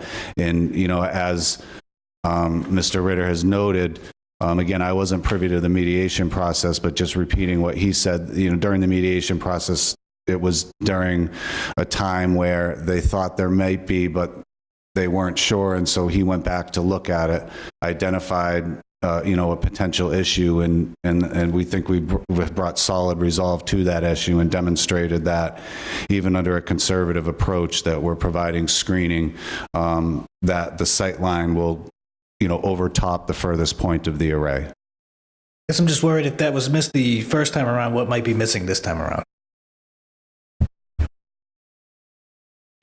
I can't speak to that. I understand you can't speak to it. Can I just, a quick question? Excuse me, Mr. King. You used the term hole. What did you mean by that? I'm sorry, You use used the term. hole. You said there was a hole. How do you define hole? Well, just maybe not a hole, but there was an error when we produced the 2 additional cross sections. The vegetation that we had provided wasn't quite high enough. For the entire thing or just a spot? That's what I'm trying to get clarified. Well, it was specific to those spots. So instead of just filling in those 2 spots, we went and basically added berm where there was previously not berm and made the height 6 feet, just so there was no question, because I believe, as Mr. Ritter indicated, and he could maybe speak more clearly, that was more of a worst-case scenario where the elevation differential was going to be at its greatest. And so if we're able to demonstrate that in that area, then it would only be better as you go north and south along Old Farm Road. Well, It's just that 40, you have 6 on 30, you have 4 foot. no, the 4-foot berms will remain, and that was part of the supplemental information that was submitted on time with the sections at 20 and 30, because we were initially asked to speak to the accuracy of the sections provided by the abutter, and so we had limited it to the same sections with the same eye height with accurate information. And those 4-foot berms with the 8 to 10 foot plantings adequately screen along that whole entire edge. And so, you know, those remain unchanged. I have those on the flip side of this board, but, you know, the one shown now is the new section of berm. It's roughly 600 feet long, and it basically connected the 2 lengths of 4-foot berm on the north and south ends of the western perimeter.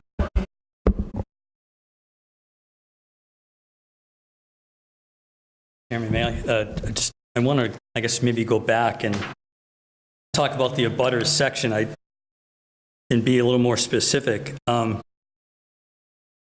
I wrote, and to quote, I said, while helpful in viewing the overall context, it doesn't accurately reflect the current proposed conditions, which is true, because those sections were taken from a plan, you know, a year or 2 ago. I'm not exactly sure what the source was.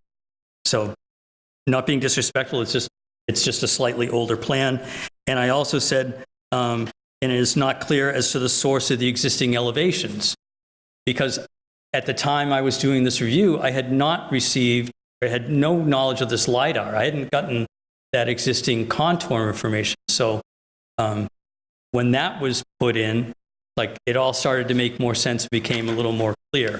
So it's not as if it was wrong, it was just, you know, more information came to me. And so I think that that certainly started me to relook at that section, the 2 sections from number 40 Old Farm Road, because I sensed that there could be a problem. And I know we talked about it in the mediation that, gee, maybe these back corner panels were going to be an issue.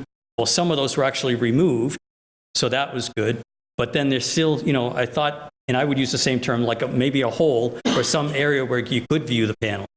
So that's why I had them develop the 2 extra sections. And I think they proved outright that, yeah, it's not quite tall enough, so, or long enough, you know, the berm. So, like I said, the applicant took it upon themselves to increase it in size, which is good, right? Because it gets you an extra couple of feet. And so that's why I think if you look at this, and this is an exaggerated scale, as Chris had mentioned, so the vertical looks really distorted, right? Because the width of that tree is only, you know, like a pencil line, but in real life, it's going to be 4 or 5 feet. So the vertical exaggeration makes it look a little odd, but that is kind of a typical engineering way to check. So the existing contours are accurate. They go back to the grading plan that was done, so that was the same base for the grading.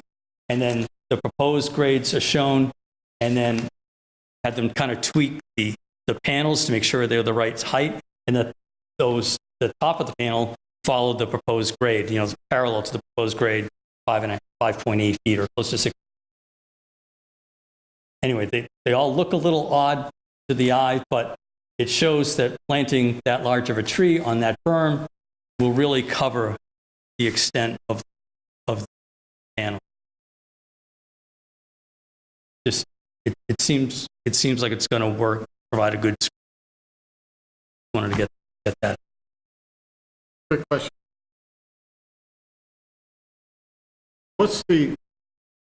Why is there so much fill needed? Why couldn't you keep that?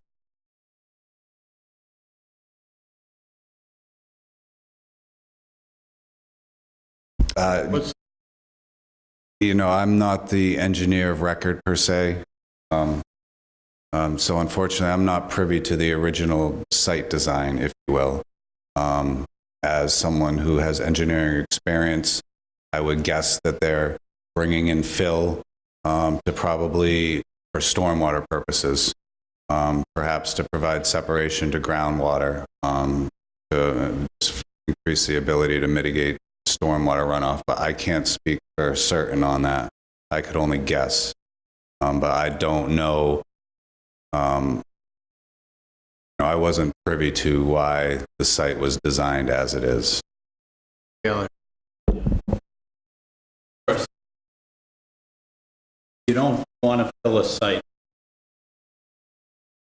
That's an engineering exercise. Always, you try to limit that as you can, and we did in this.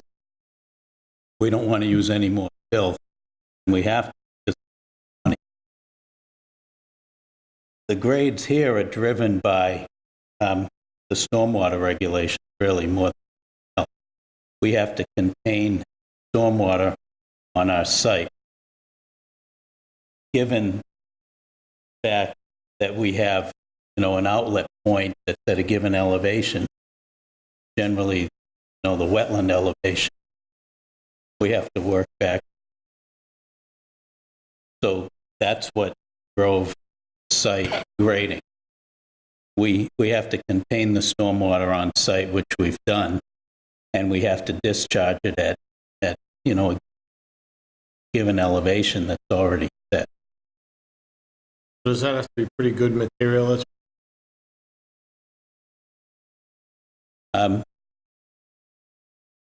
It does in some cases, not in every, but some cases it does have to be pervious material. There's no, that's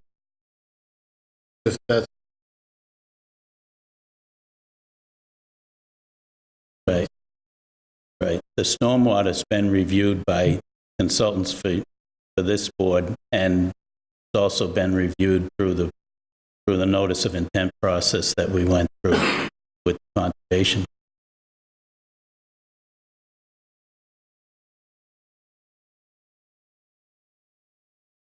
If, as I heard, it may be necessary to increase the top of the berm from 4 feet to 6 feet to ensure the survival of the trees, that they provide adequate screening, that along the entire line of the berm, that would be a pretty significant increase in the amount of fill needed to construct the berm, would it not? Sure. So I've already done some quick calculations on that, and the length of berm where we're proposing the 12 to 14 foot trees is 600 feet. It's a little under, so let's call it 600 feet to be round. We're going to be going from the 4 foot wide top shelf to 6 foot wide, would be 2 feet along the 600 feet, which is 1,200 feet. Again, I was being conservative, so I called it 1,500 square feet. That's only 0.7% increase in the percent calculation. So instead of the 1071, instead of the 23.5, it would be 23.57. So it's a very insignificant increase that certainly would not put us over that threshold. Excuse me, Mr. King. I thought that Mr. Ritter referred to an 8 foot, not 6 foot. You said 6 foot minimum. I mean, even if it was 8 feet, it would be 3,000 square feet, which is, less than a tenth of an acre, and still would be a pretty insignificant. But 8 feet is not an issue, correct? No, if that's what the board was looking for, we would, we could certainly provide that. Again, we're just not to belabor the issue, but we're looking to just bring closure to this matter, and if there are things that the board would be looking for, we would be hoping they would be easily adopted into condition of approval. But the increasing the width of the top just to ensure the plant's ability to thrive, then we could certainly make that happen. question.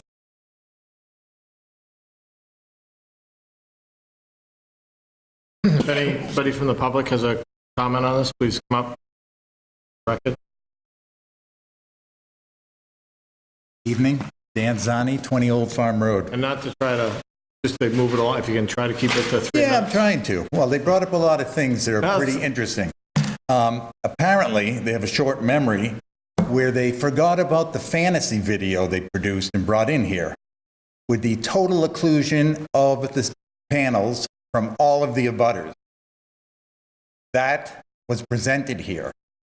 So I don't know what happened now. They seem to be hedging, and I knew then it couldn't be done. I know now it can't. So one of the big problems is that not all abutters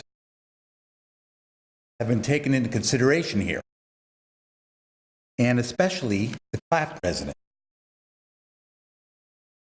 I don't know exactly what's on the landscaping plan now, but the one from last time, they have one row of trees going up the side on a little berm. They're up at about 15 feet, and those trees, kind of like he said, there's going to be a little stick where they're looking out. The top of the tree would be there. And they're 10 to 15 feet apart. So when you're up top and you get 10 feet and a little stick every 10 feet, they are going to see the whole field. Without a doubt, in the old plan. I don't know what the new one is. 100% see the whole field. So they're surrounded by a sea of metal. They're going to get a lot of glare. Because of this, they're going to have pretty severe financial hardship, without a doubt. There's no question there. Now, somehow on the plan also, the new plan, they get a new underground service. Okay? Just for reference point, where is Got the it Claft right resident? here. That's the one on, all right. New That's true. underground electric. Now, I don't know why they would have to do that if they're not doing anything with the poles or the electricity there, like they said they weren't. But somehow, they would be forced into participating in the project. Not sure how that works, okay? And that is terrible. That's unconscionable to surround them with a sea of metal, make them get an underground service. For what reason? No idea. And they will see in. It's like, there's no question about that. Now, as far as the grading goes, I disagree. I say minor grading means just what you have to do to smooth out the field. In the beginning, we're putting panels in a field. It was supposed to be a naturally, sprinkle some panels in a field, and it was going to work. They highlighted the problem with the field. There's huge engineering that has to be done to accomplish the feat. All of the stuff that has to stay is because of the stormwater stuff. Now, you can engineer your way out of anything. It is completely against that bylaw as far as I can see. Only minor grading. And what happens is this whole edge, the far edge, you see the quick line, okay? What they're making of, they're not just filling the field. That is a plateau. They made a giant shelf on that edge. Starts up here at 3 feet, ends up here 7 feet high, okay? And they've already said they're not taking that out of the field when they're done. So how is that going to be a natural condition of the field when the project is over? They're filling the field and not taking it out. It's not a natural condition. It looks more like it's set up for houses, for a subdivision later on. So, once again, they promised all abutters would be screened. So on that edge over there, what does that look like? If you look on the plan, security fence is on the existing grade. The panels are mounted on the top of the shelf. Everyone from Hopkins Drive can see into the field and the top house on the corner on Auburn. So they've got a few plants out there, but they're short, and they will not do anything to block the view from over there. So what does that look like?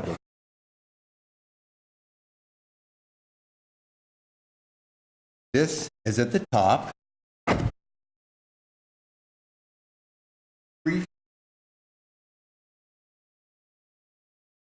already over the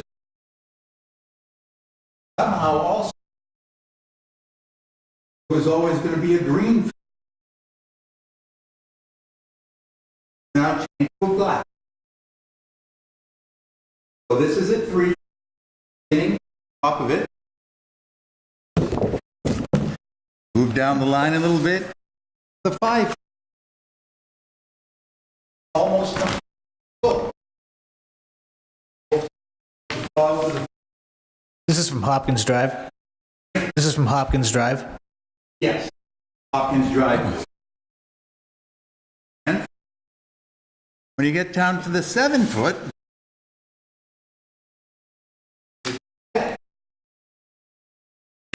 up of the 7 foot, going out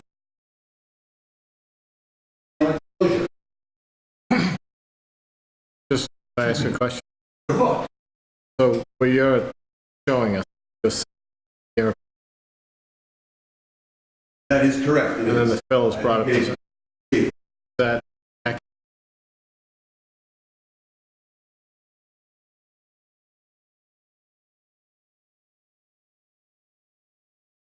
Like, I guess what verify he's saying is that the security fence is on the existing. Which side of west? Actually, all of it.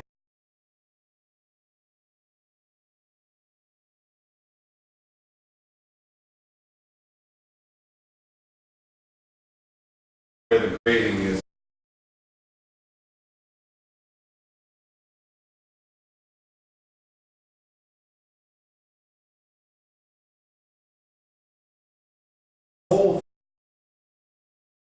Where are these? Where are these? Where are those shown? Where are these? East side. Yes. Where are you?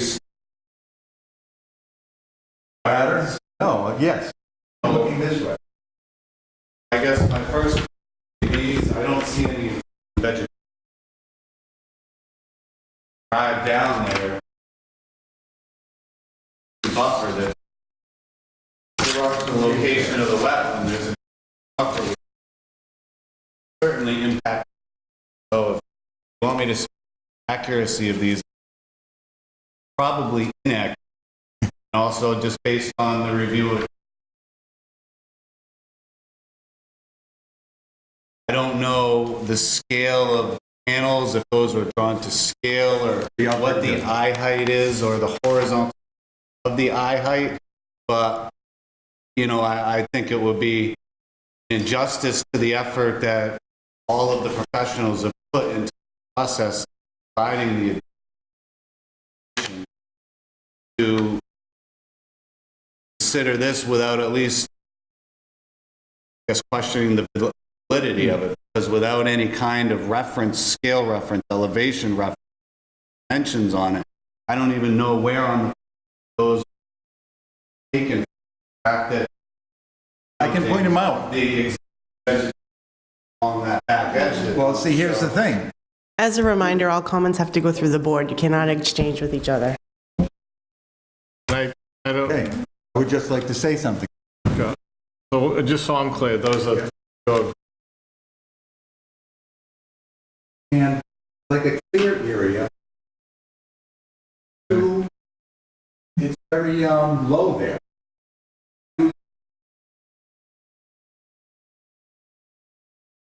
They see through the into the solar field actually goes up a little.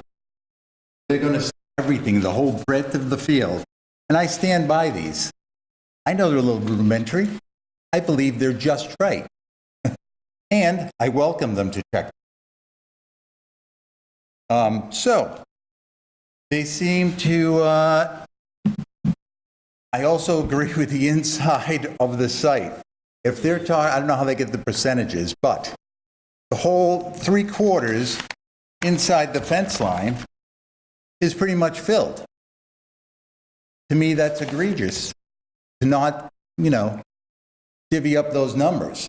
And once again, I get on the fact that at the end of the project, they're taking nothing out. Taking nothing out. The field is gone. It's supposed to return to a natural condition. A 7-foot-high wall you're walking up to is a natural condition, down to 3 feet, 1,200 feet long. Those are the numbers. So I think you should consider that. And once again, they have failed to meet the mark. That's what's taken so long all this time. We've tried to hold them to the bylaws. They refuse to do it. Simple as that. That we don't have to check all these boxes. They're supposed to. They bring up, you just came up with this. What is that? They're supposed to check everything here. They haven't done it. They continue not to do it. I don't think they're ever going to do it. So, thanks for your consideration. Thank you.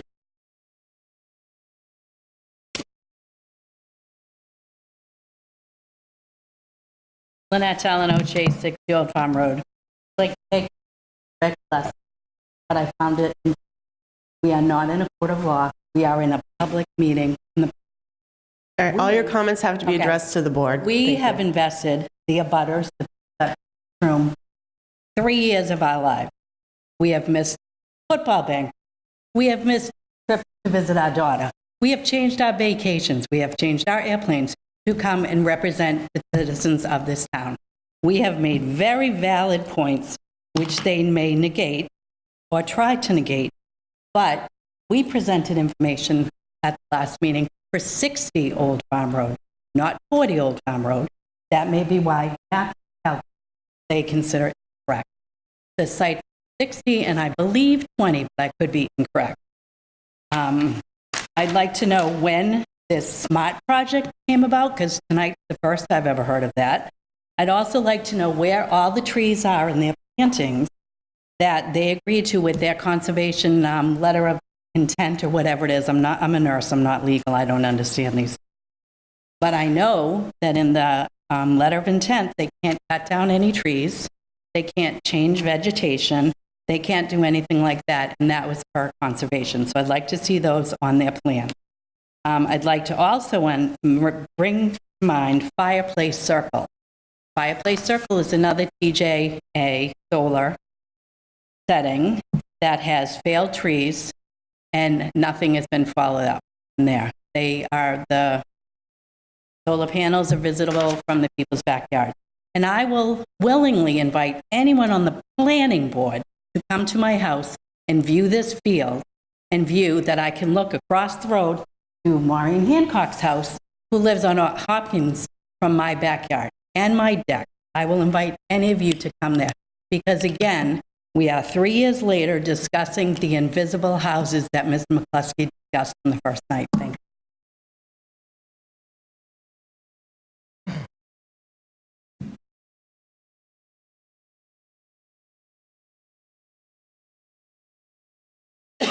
Can I just ask you a question?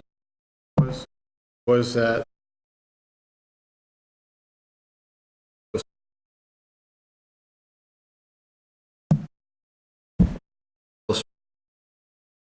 I had requested that they do it 40. that illustration there, though? The one that the abutter had done? I thought it said 20 or 30 on it. All right, so 20 and was I'm sorry, so one of the abutters provided us.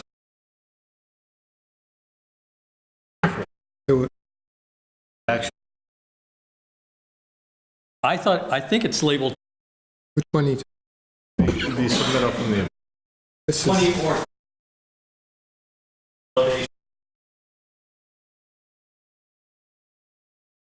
was, so 60 was not, 60 was looked at. no, I didn't look at 60, and I didn't correct the applicant. That didn't know that was an issue. I just wanted to, but was something, I don't know. By the abutters for number 6. I don't believe so.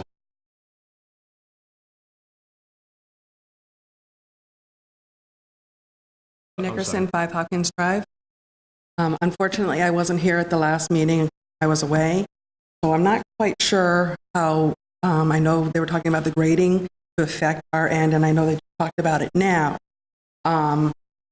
Where I live, and in the previous meetings, I've brought up that there is a river that runs behind my house, and I've been told many times that it's dried up, and I keep saying it's not.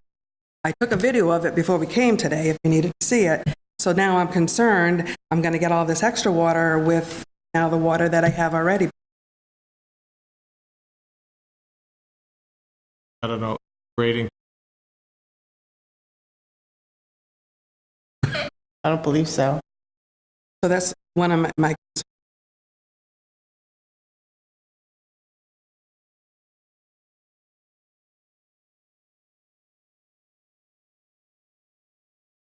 But I kept asking and saying, and everybody kept going, but it's dry, and it's not. And then my other concern when the meeting was open, that this was for the best Bridgewater, what is good about it? What is it bringing to Bridgewater? Trying to evaluate it. I didn't know. Are we getting electricity from this? Are we benefiting? I mean, that I don't know. That's what I'm asking. That it was to better us. Isn't, Okay.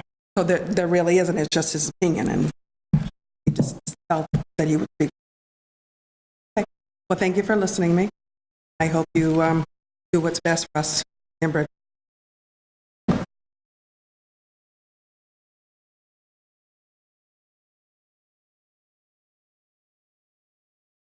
Matt Holmes, 80 Old Farm Road. All right. Now we're getting somewhere. It took my site section to really get a conversation going here. So the accuracy of my section wasn't all that inaccurate. Imagine the stick here, the tree. Imagine you lop off 7 feet of it. So you guys proposed a plan last time that you're proving to me right now. Take 7 feet off of there, right? Because you raised the berm 2 feet and you added another 5 feet to the tree. So take somewhere around there, so 7 or 8 feet. Chop off 7 feet. Would you have seen it? Just a question. Maybe you guys can pick that up later. So I wasn't very far off. Yeah, you have 1 extra foot higher. I appreciate that. You did a 6-foot person. I did a 5. Now, so since we got the conversation going, well, and since you passed my plan off to them to do the work, we can do this again maybe. So how about we see a site section from here back to there? Are you going to see it? How about the second floor of people's houses? Are you going to see it? Because we're going off the first floor. As a reminder, all comments to be directed to the board. Oh, sorry. Yeah. Yeah, sorry. I think I remember. Is this how this goes up? Yep. No, yeah. So, you can't meet the bylaw. You can't. I'll say it again. This is off of the first floor. The point of the site section that I did, and yes, by the way, I didn't know a whole lot about the grading because we hadn't seen one, really an accurate one. And I had no idea really what the top of the solar panel was because we didn't have a plan that said that. So, You can't screen it. People have windows on their second floor. So add another 10 feet. Add another 10 feet up from there and have people looking out their second floor windows. Now you see the entire field. There's no way around it. And if you go at it diagonally, like I just said, with another site section, I think you're going to realize you see at least half to 3/4 of that back corner. So that's kind of where we're at. Last time they came in here, they said they had it covered. They did the drone. They showed us a movie. They said it's totally blocked off and that it worked. We proved that it doesn't last time around. So they had to scramble and add 2 more feet to a berm and another 4 to 5, 6 feet to a tree to try to make that site section work. I just want to leave that. And I still don't believe that works. Thank you very much. I just wanted to procedurally address his comment about passing his information off to the applicant under the open meeting law and public records law. Once you submit materials in a public hearing, any person is allowed to receive those materials if requested, and it was requested by the applicant.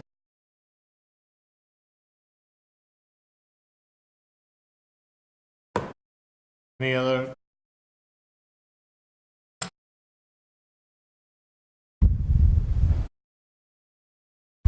Good evening. My name is Andrew Harding. I'm a resident at 70 Old Farm Road. We just asked the board to vote against this proposal.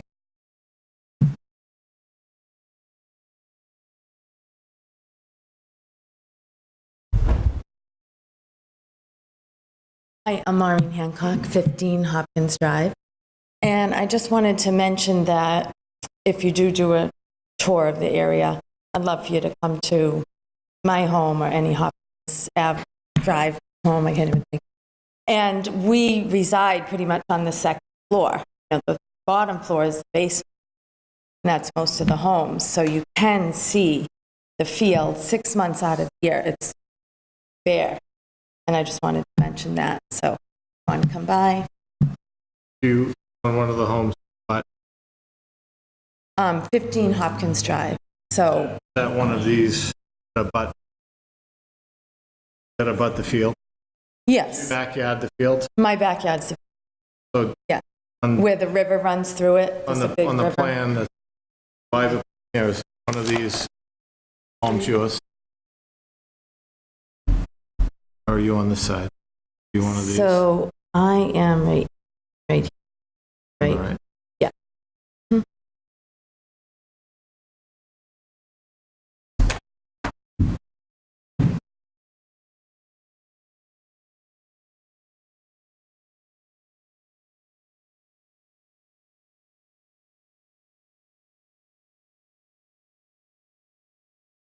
Hi, Nicole Holmes, 80 Old Farm Road.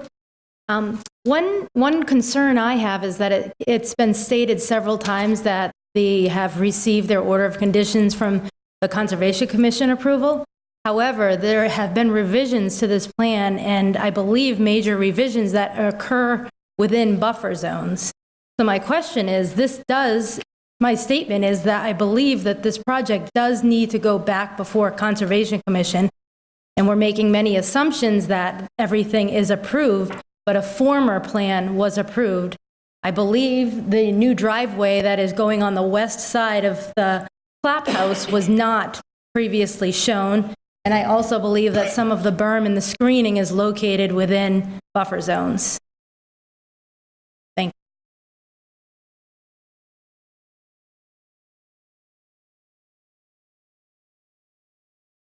you.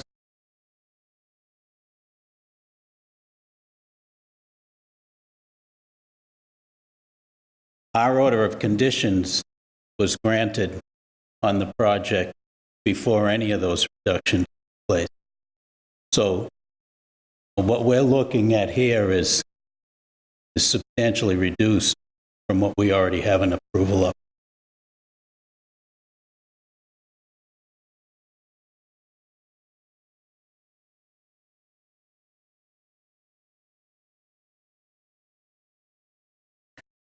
Julia Valukinas, 32 Plumfield Lane. Yes, it just occurred to me that I would like to make one more comment as I've been listening, that it strikes me as odd that the entire permissibility of the project does now rest on living plans that one hopes are going to work out the way one expects them to. But how about if they dry up? Wind knocks them down, snaps them. The berm dries out. They're not watered. There's not enough rain. It changes the entire package. That is, if it all rests upon the fact that the berm and the trees are going to allow this thing to go forward. But that is expecting a lot from, as it's been pointed out, living plants that don't always behave the way one expects them. Thank you. Any other? I'm Fred Chase. I reside at 60 Old Farm Road. As I think you may know, I'm a member of the town council representing District 4, which is the district, pardon me, the district wherein this project, if approved, would be located. But I speak here tonight as an abutter, as I had at your last meeting. Just with respect to the last comment by Mr. Gallagher, and with all due respect, I do have an excerpt here from the Code of Mass Regulations. These are the Wetland Protection Act regulations that reads in just a sentence, any person who proposes to perform work within the buffer zone shall submit to the Conservation Commission either a notice of intent for such work or a request for a determination of applicability. Now, as I recall from the last meeting, and perhaps if I would have your permission to direct this question to Ms. Burke, I believe she was to follow up on the question of what, if anything, needed to be brought back to the Conservation Commission. I don't recall that being one of my... It's actually in the minutes of the meeting. Okay, well then I apologize, but I believe that I can probably still answer it. I believe that anything they would have to do is to send a letter to the commission outlining the changes, and then the commission would determine if they needed to refile for a modification to their order of conditions. I think based on my reading of the regulation, a determination of applicability would be required. And the point that Nicole Holmes made is really germane to that issue. We have the relocation of the driveway to what would now be the western side of the Clapp residence, and that would put the driveway extremely close to a very environmentally sensitive area, certainly well within the buffer zone, and I believe it may well encroach on the bordering vegetated wetlands in that northwesterly most corner of the site plan. In addition, and if I can respectfully suggest this, I would urge the board to confer with your legal counsel, the town council, as to a particular item of case law. And I'm not a lawyer, but I can tell you just briefly what the excerpt I'm looking at tells me. It says, and this is a quote from the actual opinion, even if the record reveals that a desired special permit could lawfully be granted by the board because the applicant's evidence satisfied the statutory and regulatory criteria, the board retains discretionary authority to deny the permit. And the case is Davis versus Zoning Board of Chatham. I'll provide you with a full citation to that. Again, I would respectfully suggest that town council be requested to opine on that matter. Certainly... The town council or the town attorney? The town attorney, Jason Rollins. Mm-hmm. I think that the question of returning to the Conservation Commission for any determination at this point is critical, not only because of that northwesternmost corner and the issue of the relocation of the driveway, but also I don't know that it's ever been disclosed to us what would be the proposed surface for that new driveway. Is it to be dirt, gravel? Is it going to be a paved surface? Perhaps the answer is known, I just don't know that. It would, if it is an impervious surface, I think that Conservation Commission would be very interested to learn that. As well, that new driveway is likely to encroach upon an intermittent stream. The Conservation Commission is well acquainted with the location and the characteristics of that stream, so I think they'd be certainly well able to determine on their own as to any likely consequence.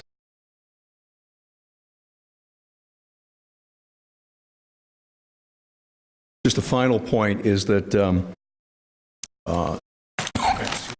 I was at actually at a couple of public sessions that the board has held recently, in recent weeks, really, including joint sessions with the Community and Economic Development Committee of the Town Council. During those sessions, the board was considering zoning restrictions to be applied in a totally different manner with respect to activities related to marijuana. Also, which would be a special permit consideration for the board. And I know the great degree of scrutiny that issue was given, largely because, of course, the planning board is in a position to sometimes attempt to foresee the unforeseeable and predict consequences and outcomes that aren't readily apparent. And I think that's the point that Mr. Ajamian was alluding to when he spoke about the Wynn Casino project. Now, there's actually a fairly, I think, significant potential issue that might arise in connection with this site, with this project, if accepted, if approved. And that has to do with a technological development in the solar industry.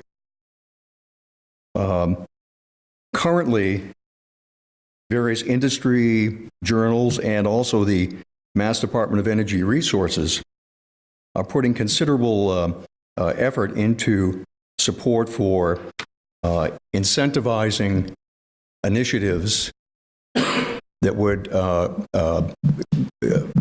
be put forward to allow for energy storage. Now, if we think about the project as it is proposed to us today, we have simply solar panels, which are going to collect energy by the photovoltaic process and immediately discharge that energy through existing infrastructure into the electric grid. Very simple. What the industry and our own government, the DOER, are envisioning and proposing very vigorously, again, with incentives, is for creation of stored energy facilities, most often to be sited on solar farms, in solar arrays. In other words, this would actually be a case of the electricity being generated and stored, and the mechanism to do that would be through lithium-ion batteries. So, to be clear, there's nothing in the plan right now that, before you, that calls for that, and certainly the plans as submitted don't contemplate it. But the reason I bring this up is, as soon as, if this project were in fact approved, as soon as that approval process is completed, we know that this facility will be sold. It'll be sold either directly to National Grid or to an intermediary entity working in consort with National Grid. At which point, energy storage facilities could easily be added to the site, and probably under current regulations and town ordinances, likely with no additional inspection or permitting or perhaps even notice. Now, what concerns me about lithium-ion technology is that it has a troubled past. If we think about, for example, Tesla automobiles. Well, for years, Tesla had been plagued by engine fires, or battery fires, I should say. So too, certain cell phone models were known to, in fact, even explode and burst into flames. Lithium-ion batteries.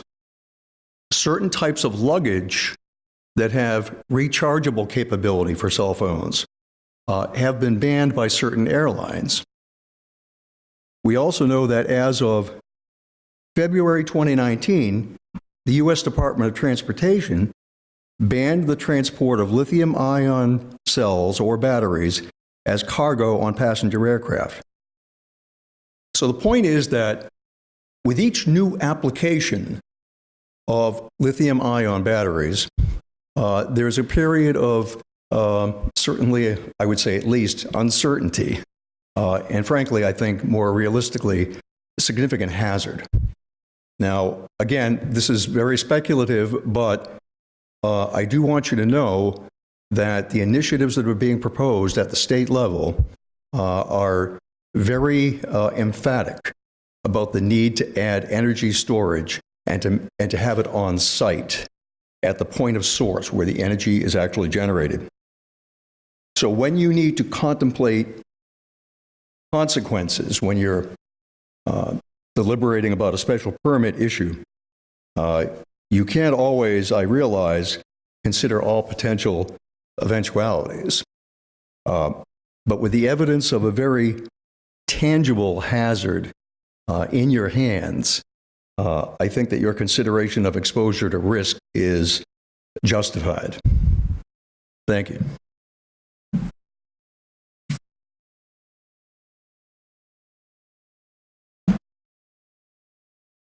Lynette Delano Chase, 60 Old Farm Road.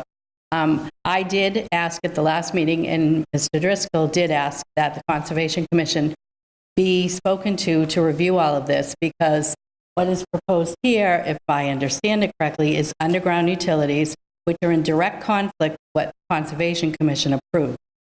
So there was a discussion that it needed to go back to Conservation, and there needed to be a discussion as to where they stood with it. Any other public?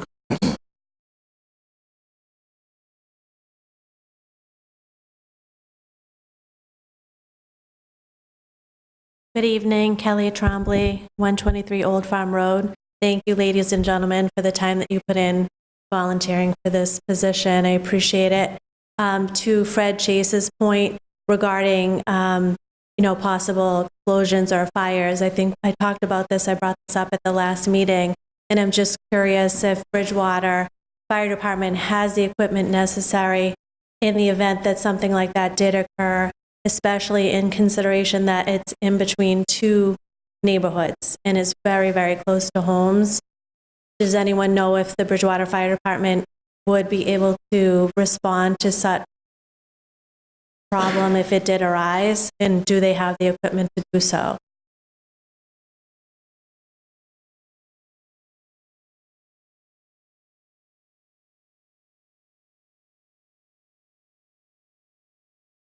I think it's important to know this information.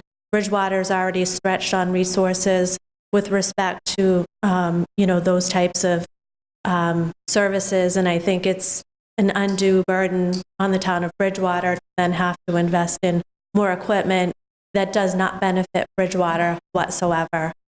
Thank you so much for your time.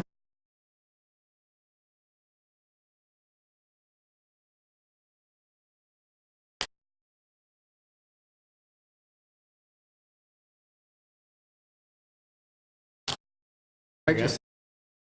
One question. I inferred before, maybe somebody from the opponent could answer.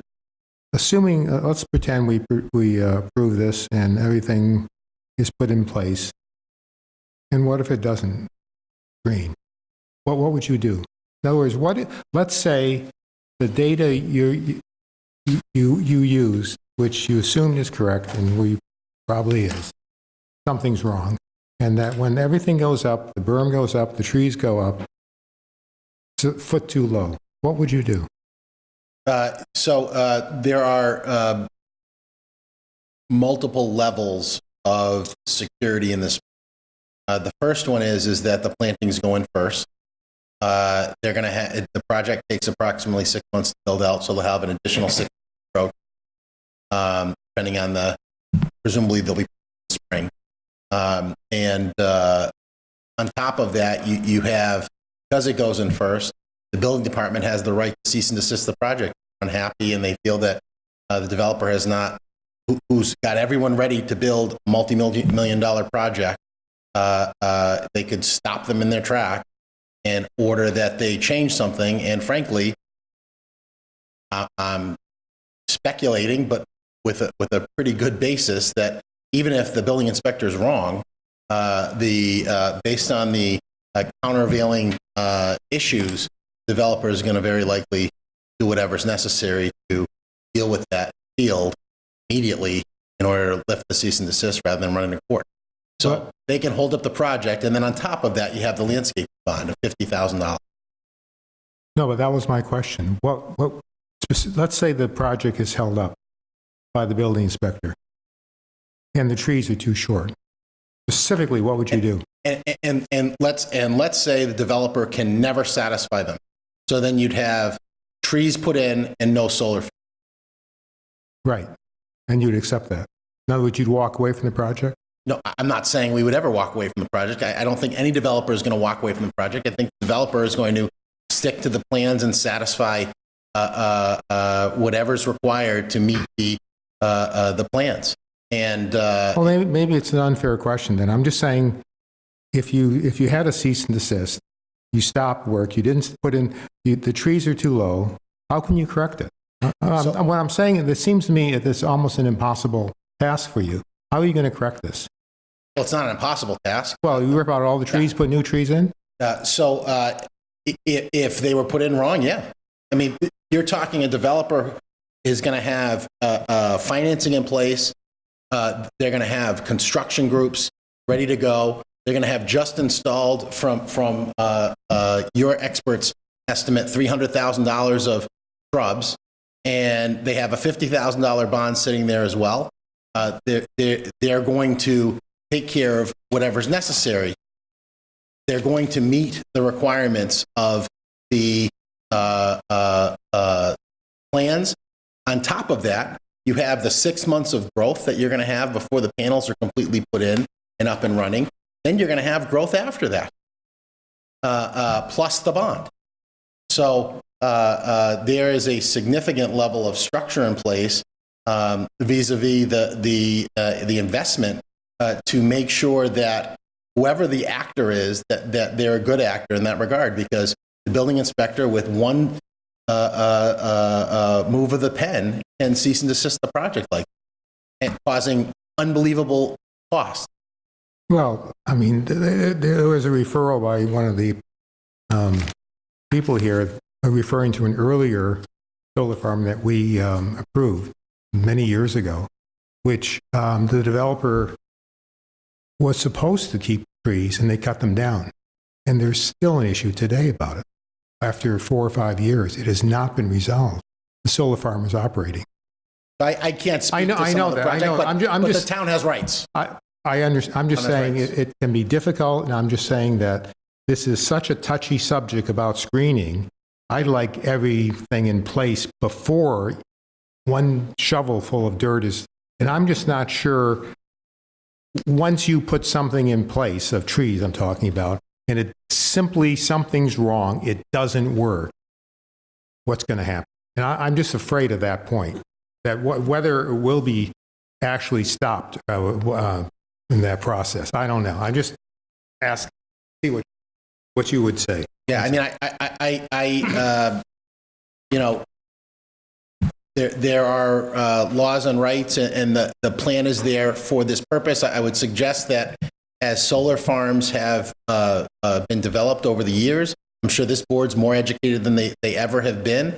I don't know whether the approval of that other property included that the landscape be put in first, have a landscaping bond, probably didn't have any of those.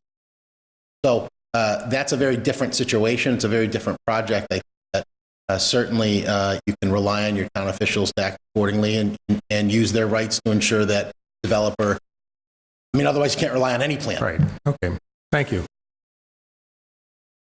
Any board questions? Where we go? Do you want to close the public hearing? Do you want to continue it? I've been consistent with what I want. I still, if anybody would be willing to take one or two members of the board, I'd like to do a walk, and I'd like the hearing continued. Yeah, I'm in agreement with Mr. One thing I'm very concerned about is on the sightline map, as one of the residents very correctly pointed out, they're all drawn, with the exception of 4, in a straight line across what appears to be some of the thinnest part of the project, which I don't know if you can get much more best case scenario than that, but it doesn't seem like a realistic assessment of it, particularly when you look at sightline 4, which assumes the tree grows to 13 feet, which I'm also a little skeptical of, to be honest with you. And it's practically touching the solar array with the sightline to begin with. So,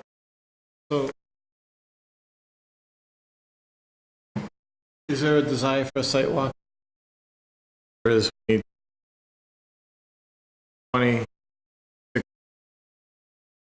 50, mission, site walk? Or do we have?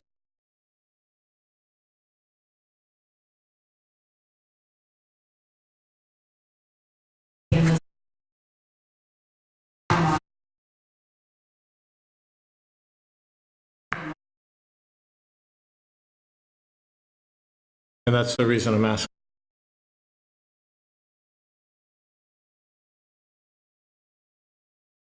I know that's what, I know that's.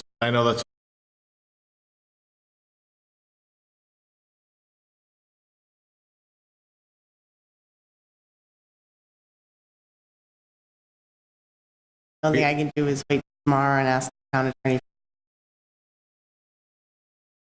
It's my belief that they have the right. But I don't want to do this out any longer, so I want to set a.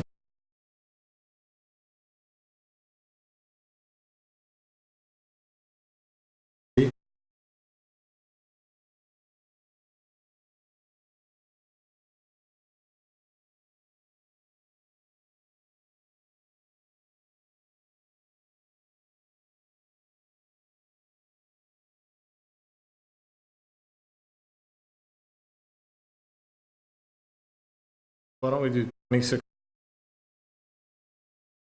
And the other side. Hopkins is 15. Okay, that's fine. Yeah. Yeah. The clock. I know somebody else. Those comments.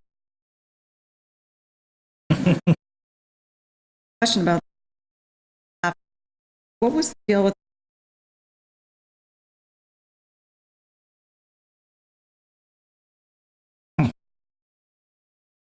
So, site walk. The other, I want to set.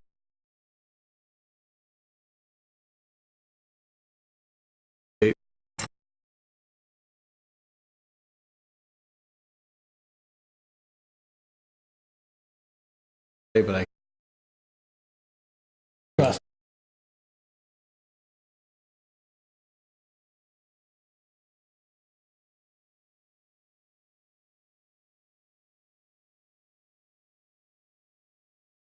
I know it's tough with trying to coordinate a lot of people, but there's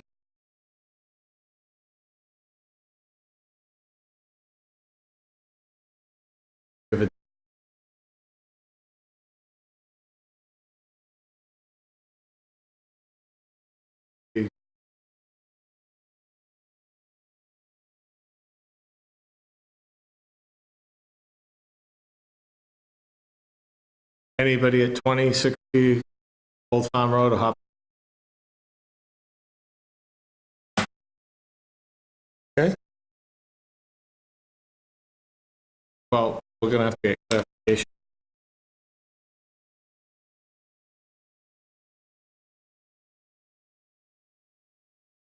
Ask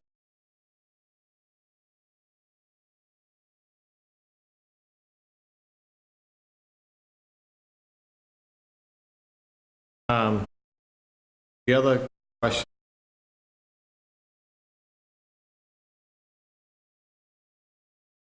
I do have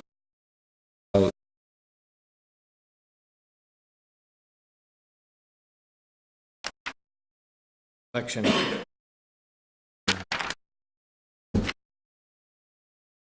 Okay.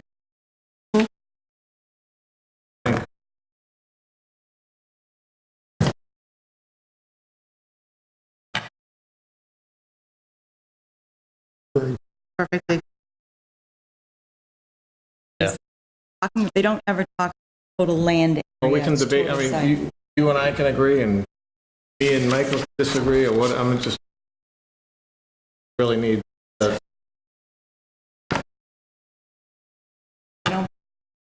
But I wasn't here when this, but it was put in for a reason.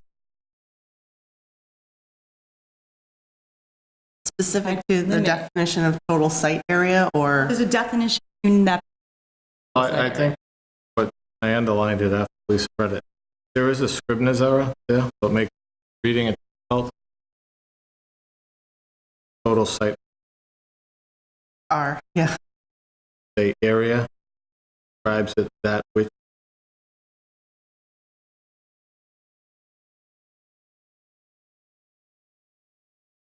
You want a determination, is that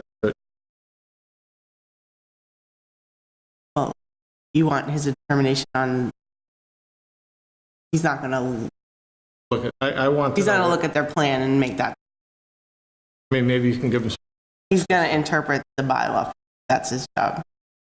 He's a zoning enforcement officer. Either you or I or Elijah. I think if I understood tonight's meeting correctly, there was discrepancy or about, well, but there was argument about whether or not the definition of total site area applies to the second sentence of okay. And that's the interpretation you would like from the building? Clear. Because then that will be clear, correct? Because it's the same. Is that correct? I just want the board to tell me that's. Would like that added somehow feel like possible and provide 30 acres back from being minorly graded. I don't know. It seems that the intention is to keep minor across. It goes to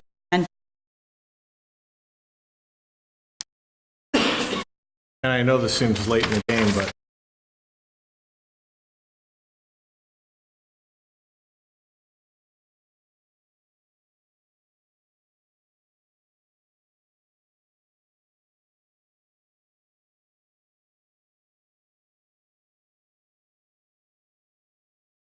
So there's no Mr. West.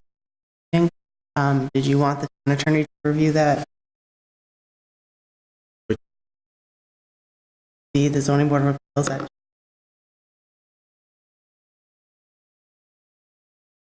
I didn't hear you, I'm sorry. Wasn't that your request?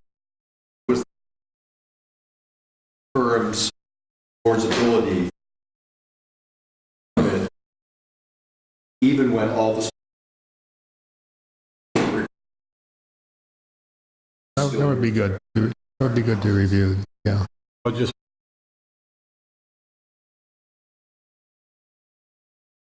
And there's more information you need regarding the Conservation Commission? And what specifically would you? That would trigger you for the app.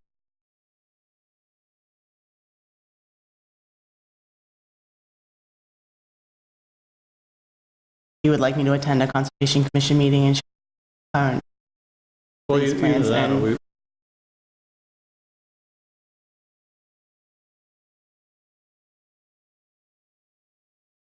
I just want clarification as to what needs to happen.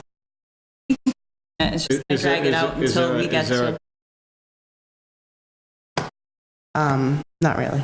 I mean, I can call the chairman of the board speak with her directly. Any other? Did you want me to contact Bridgewater Fire Department? I think that's a good idea. I can say that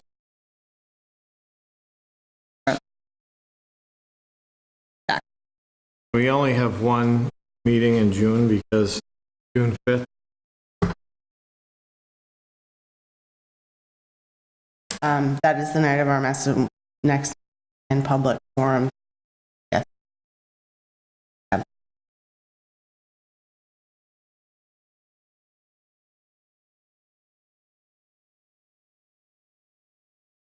The MVP. What is our timeline? So you have to issue a decision within 90 days of the public hearing, which was April 3rd, and that brings us, I believe, to July. 90 days of the opening of the public hearing, according to L 48.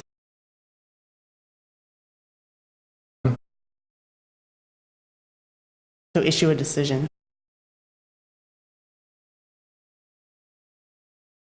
Fifth, we have the 22nd, we're doing the site.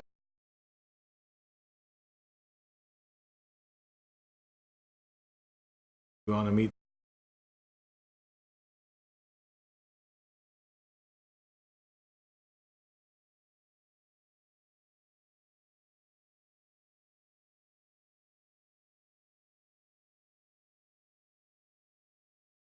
I wouldn't mind.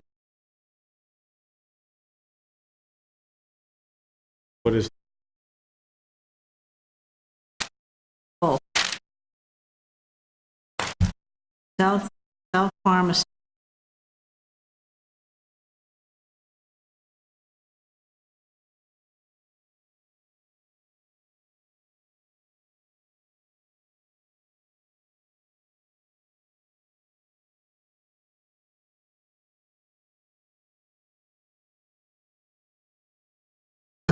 Personally, I'd rather not be here.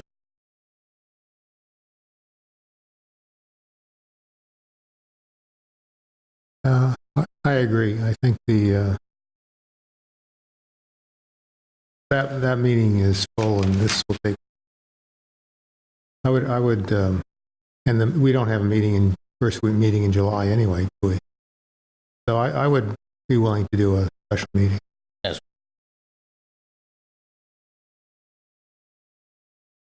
During days.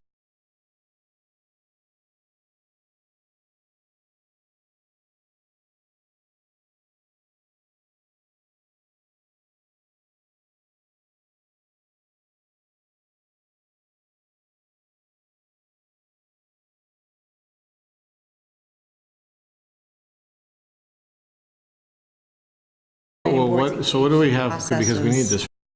I'm just trying to load those calendars.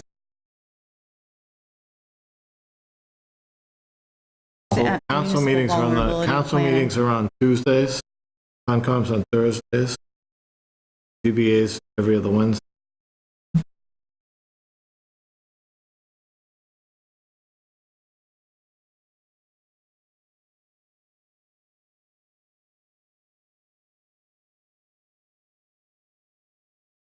The last week of,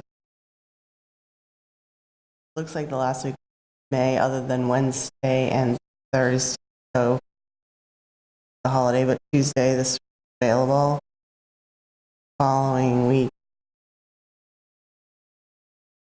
Tuesday. How about? Oh, it is open Thursday. After a week. Thursday the 30th or Thursday the 6th. you can do either. I'm probably not.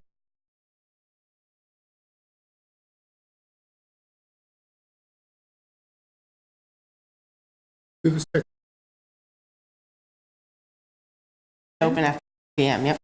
Wait a minute, so we're not talking about.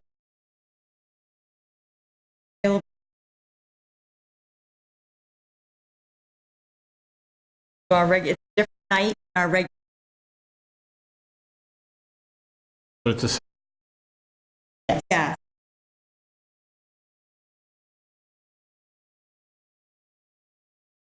That's Thursday? That's the Thursday.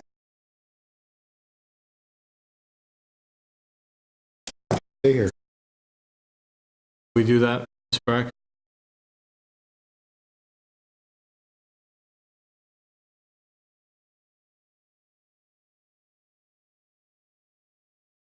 And do we have permission from 60 and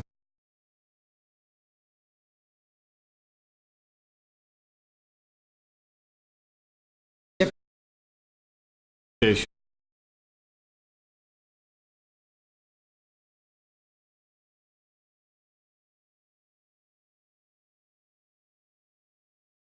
Now, You have to just for the record, because we have those two in the record, we missed.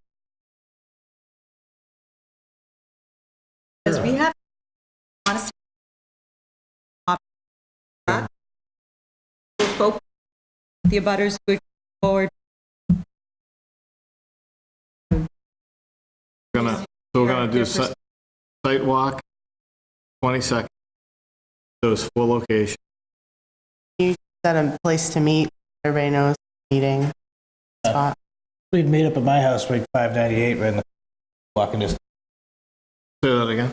You'd meet up at my house, 598, right in the walking distance. Yep, right across Hill Farm at the left-hand side. 98. Yeah, that'd be Why don't we park by Mr. Jason, further enough?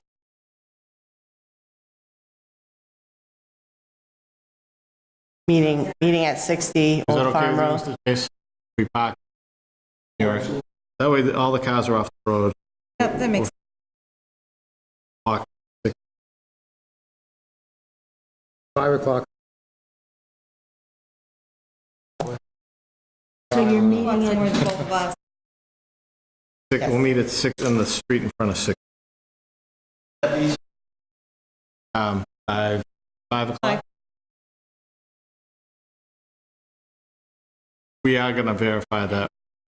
Having them leave their. Just in case.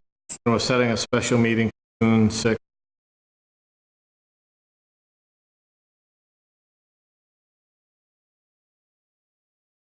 Okay. Make a motion to. Yeah. Any other comments from either butters or opponents? I'll make a motion that we continue this hearing until 6:30, June 6th. Second. Do something to say?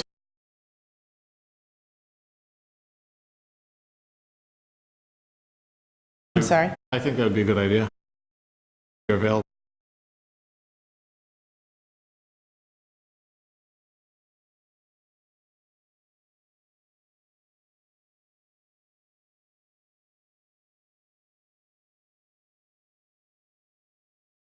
Sure.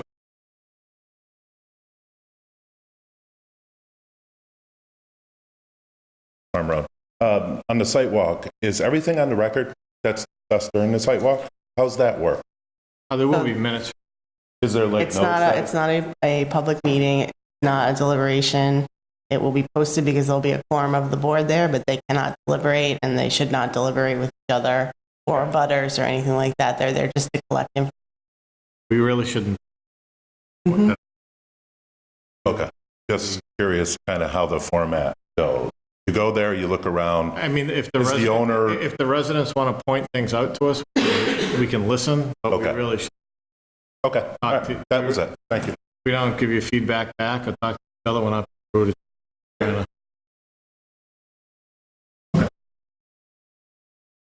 Any other? We have a motion and a second. Favor? Aye.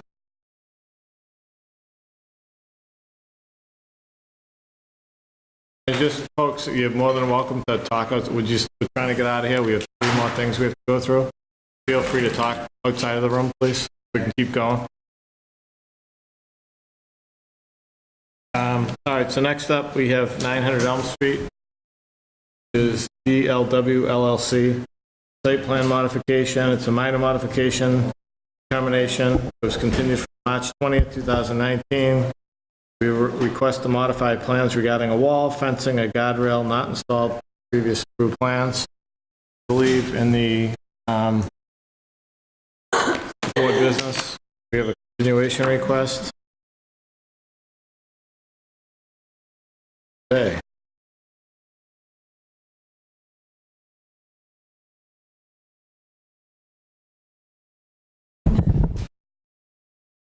Dated May 15th to the Planning Board regarding 900 Elm Street minor modification. Dear board members, on behalf of our client, Silva Engineering Associates, would like to request a continuation from your May 15th, 2019 meeting date, your meeting on June 5th, 2019. The additional time will allow for some of the remaining punch list items to be completed.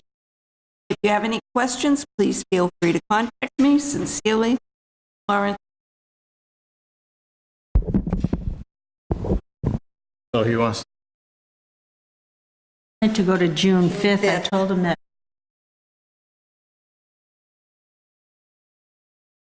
that time he didn't have a special. Yeah. All right, so do we have a motion to... It would be 19. We have a motion to continue 900 Elm Street to...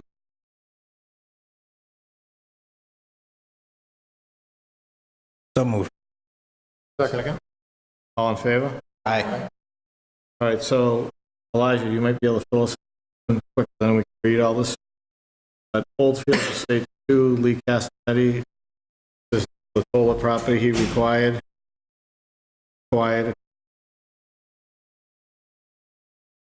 So we do have a representative here from Oldfield Estates, or Little Homes rather. Thanks for your patience. My name's Garrett Siebert from Longbill Homes. I'm filling in for Lee tonight. We're just asking for a release of one lot just so we could start our model home over at Oldfield Estates. I mean, that's sorry. I know we did the same thing in Bridgewater Preserve. Allowed. All right, and this is just lot 56, yeah. no occupancy.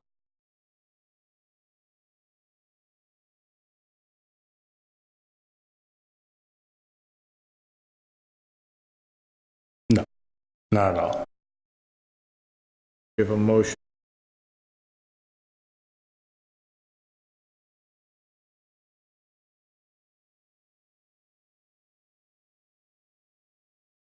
Yes, Oldfield Estates. We have that. So moved. Any discussion? You actually had to wait 3 hours for this. We should have done some. Hopefully you're paid by the hour. How many signatures? Wait, but So do we have a motion? Yeah, we didn't vote. By who? I'm sorry. We have a motion? Made the motion, I second. Second, Lisa, second. No discussion? All in favor? Aye. At least three. So we have a All right, thank you guys. Form A for a Judith Farr and our application 124 lots 874. We can reconfigure 2 lots 8A, 4A, and we have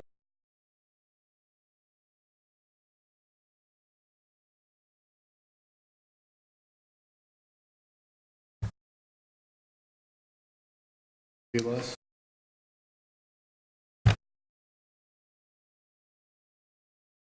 Yep, yeah.